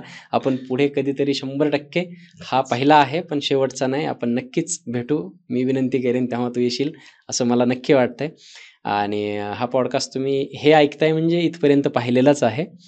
मला असं वाटतं की खूप कॅज्युअल कॉन्व्हर्सेशन झालं आमचं. त्याच्याबरोबरच खूप वेगवेगळ्या विषयांवरती गप्पा मारल्या आणि खचितच त्या तुम्हा सर्वांना आवडतील. या पॉडकास्टला प्रेम द्या आणि जे काही तुम्हाला या पॉडकास्टबद्दल वाटलं ते तुम्ही कमेंटमध्ये आम्हाला कळवा. आम्ही त्याची उत्तरं नक्की देऊ. इथून पुढे तुम्हाला पॉडकास्टवरती, या मंचावरती कुठल्या गेस्टला बघायला आणि ऐकायला आवडेल ते सुद्धा सांगा. आम्ही त्या गेस्टला या मंचावरती आणण्याचा पुरेपूर प्रयत्न करू. तोपर्यंत तुम्हा सर्वांचं प्रेम आमच्यावरती असंच राहू द्या. सुमित दादा, कसं वाटलं तुला इथे येऊन? मी नक्कीच हे मेन्शन करेन की राजमंच म्हणजे या नावातच भरपूर काही आहे. एकतर तुम्हाला हा मंच मिळतोय आणि इथं बसून तुम्हाला राजा असल्यासारखं फील होतं की तुम्हाला तुमच्या मनातलं बोलायचं आहे. सो एकतर हे नाव पण आवडलं आणि दुसरी गोष्ट की आपण ज्या काही गप्पा मारल्या त्याच्यामध्ये एक गोष्ट मला कळली की तुम्ही जे काही रायटिंग करता, ॲज अ रायटर म्हणून तुम्ही जे काही काम करता किंवा तुम्ही इतिहासकार म्हणून जे काही काम करता, मी तुम्हाला त्याचवेळी म्हणजे जेव्हा ग्लिच आलं होतं त्याचवेळी तुम्हाला म्हटलं की तुमचं जिथं कुठं पुण्यामध्ये किंवा कुठे व्याख्यान असतील तर नक्की मला इन्व्हाइट करा. मला आवडेल हे सगळं ऐकायला किंवा तुमच्यासोबत थोडाफार टाइम जर मिळाला मला तर. आणि बाकी सगळ्या ज्या कोल्हापूरच्या, पुण्याच्या किंवा आजूबाजूच्या सगळ्याच महाराष्ट्रातल्या सगळ्या प्रेक्षकांना, सगळ्या रसिक प्रेक्षकांना, लिसनर्सना आपल्या रेडिओ सिटीच्या सगळ्यांना मी आवाहन करेन की राजमंच हे यांचं जे काही यूट्यूब चॅनल आहे किंवा जे काही रील्स आता तुम्हाला बघायला मिळतील तर त्याच्यावरती तुम्ही तुमचं मत व्यक्त कराच. मी हे पण सांगेन निगेटिव्ह पॉझिटिव्ह दोन्ही सुद्धा कारण याच्यामध्ये काय आहे की कुठल्या गोष्टी करायला पाहिजेत आणि कुठल्या गोष्टी नाही हे आम्हाला सुद्धा कळू दे. सो धन्यवाद इथं बोलवल्याबद्दल. थँक्यू सो मच आणि दादा. छान वाटलं. नक्कीच पुढची भेट लवकरच होईल. 100% जय शिवराय. थँक्यू दादा. जय शिवराय. जय शिवराय.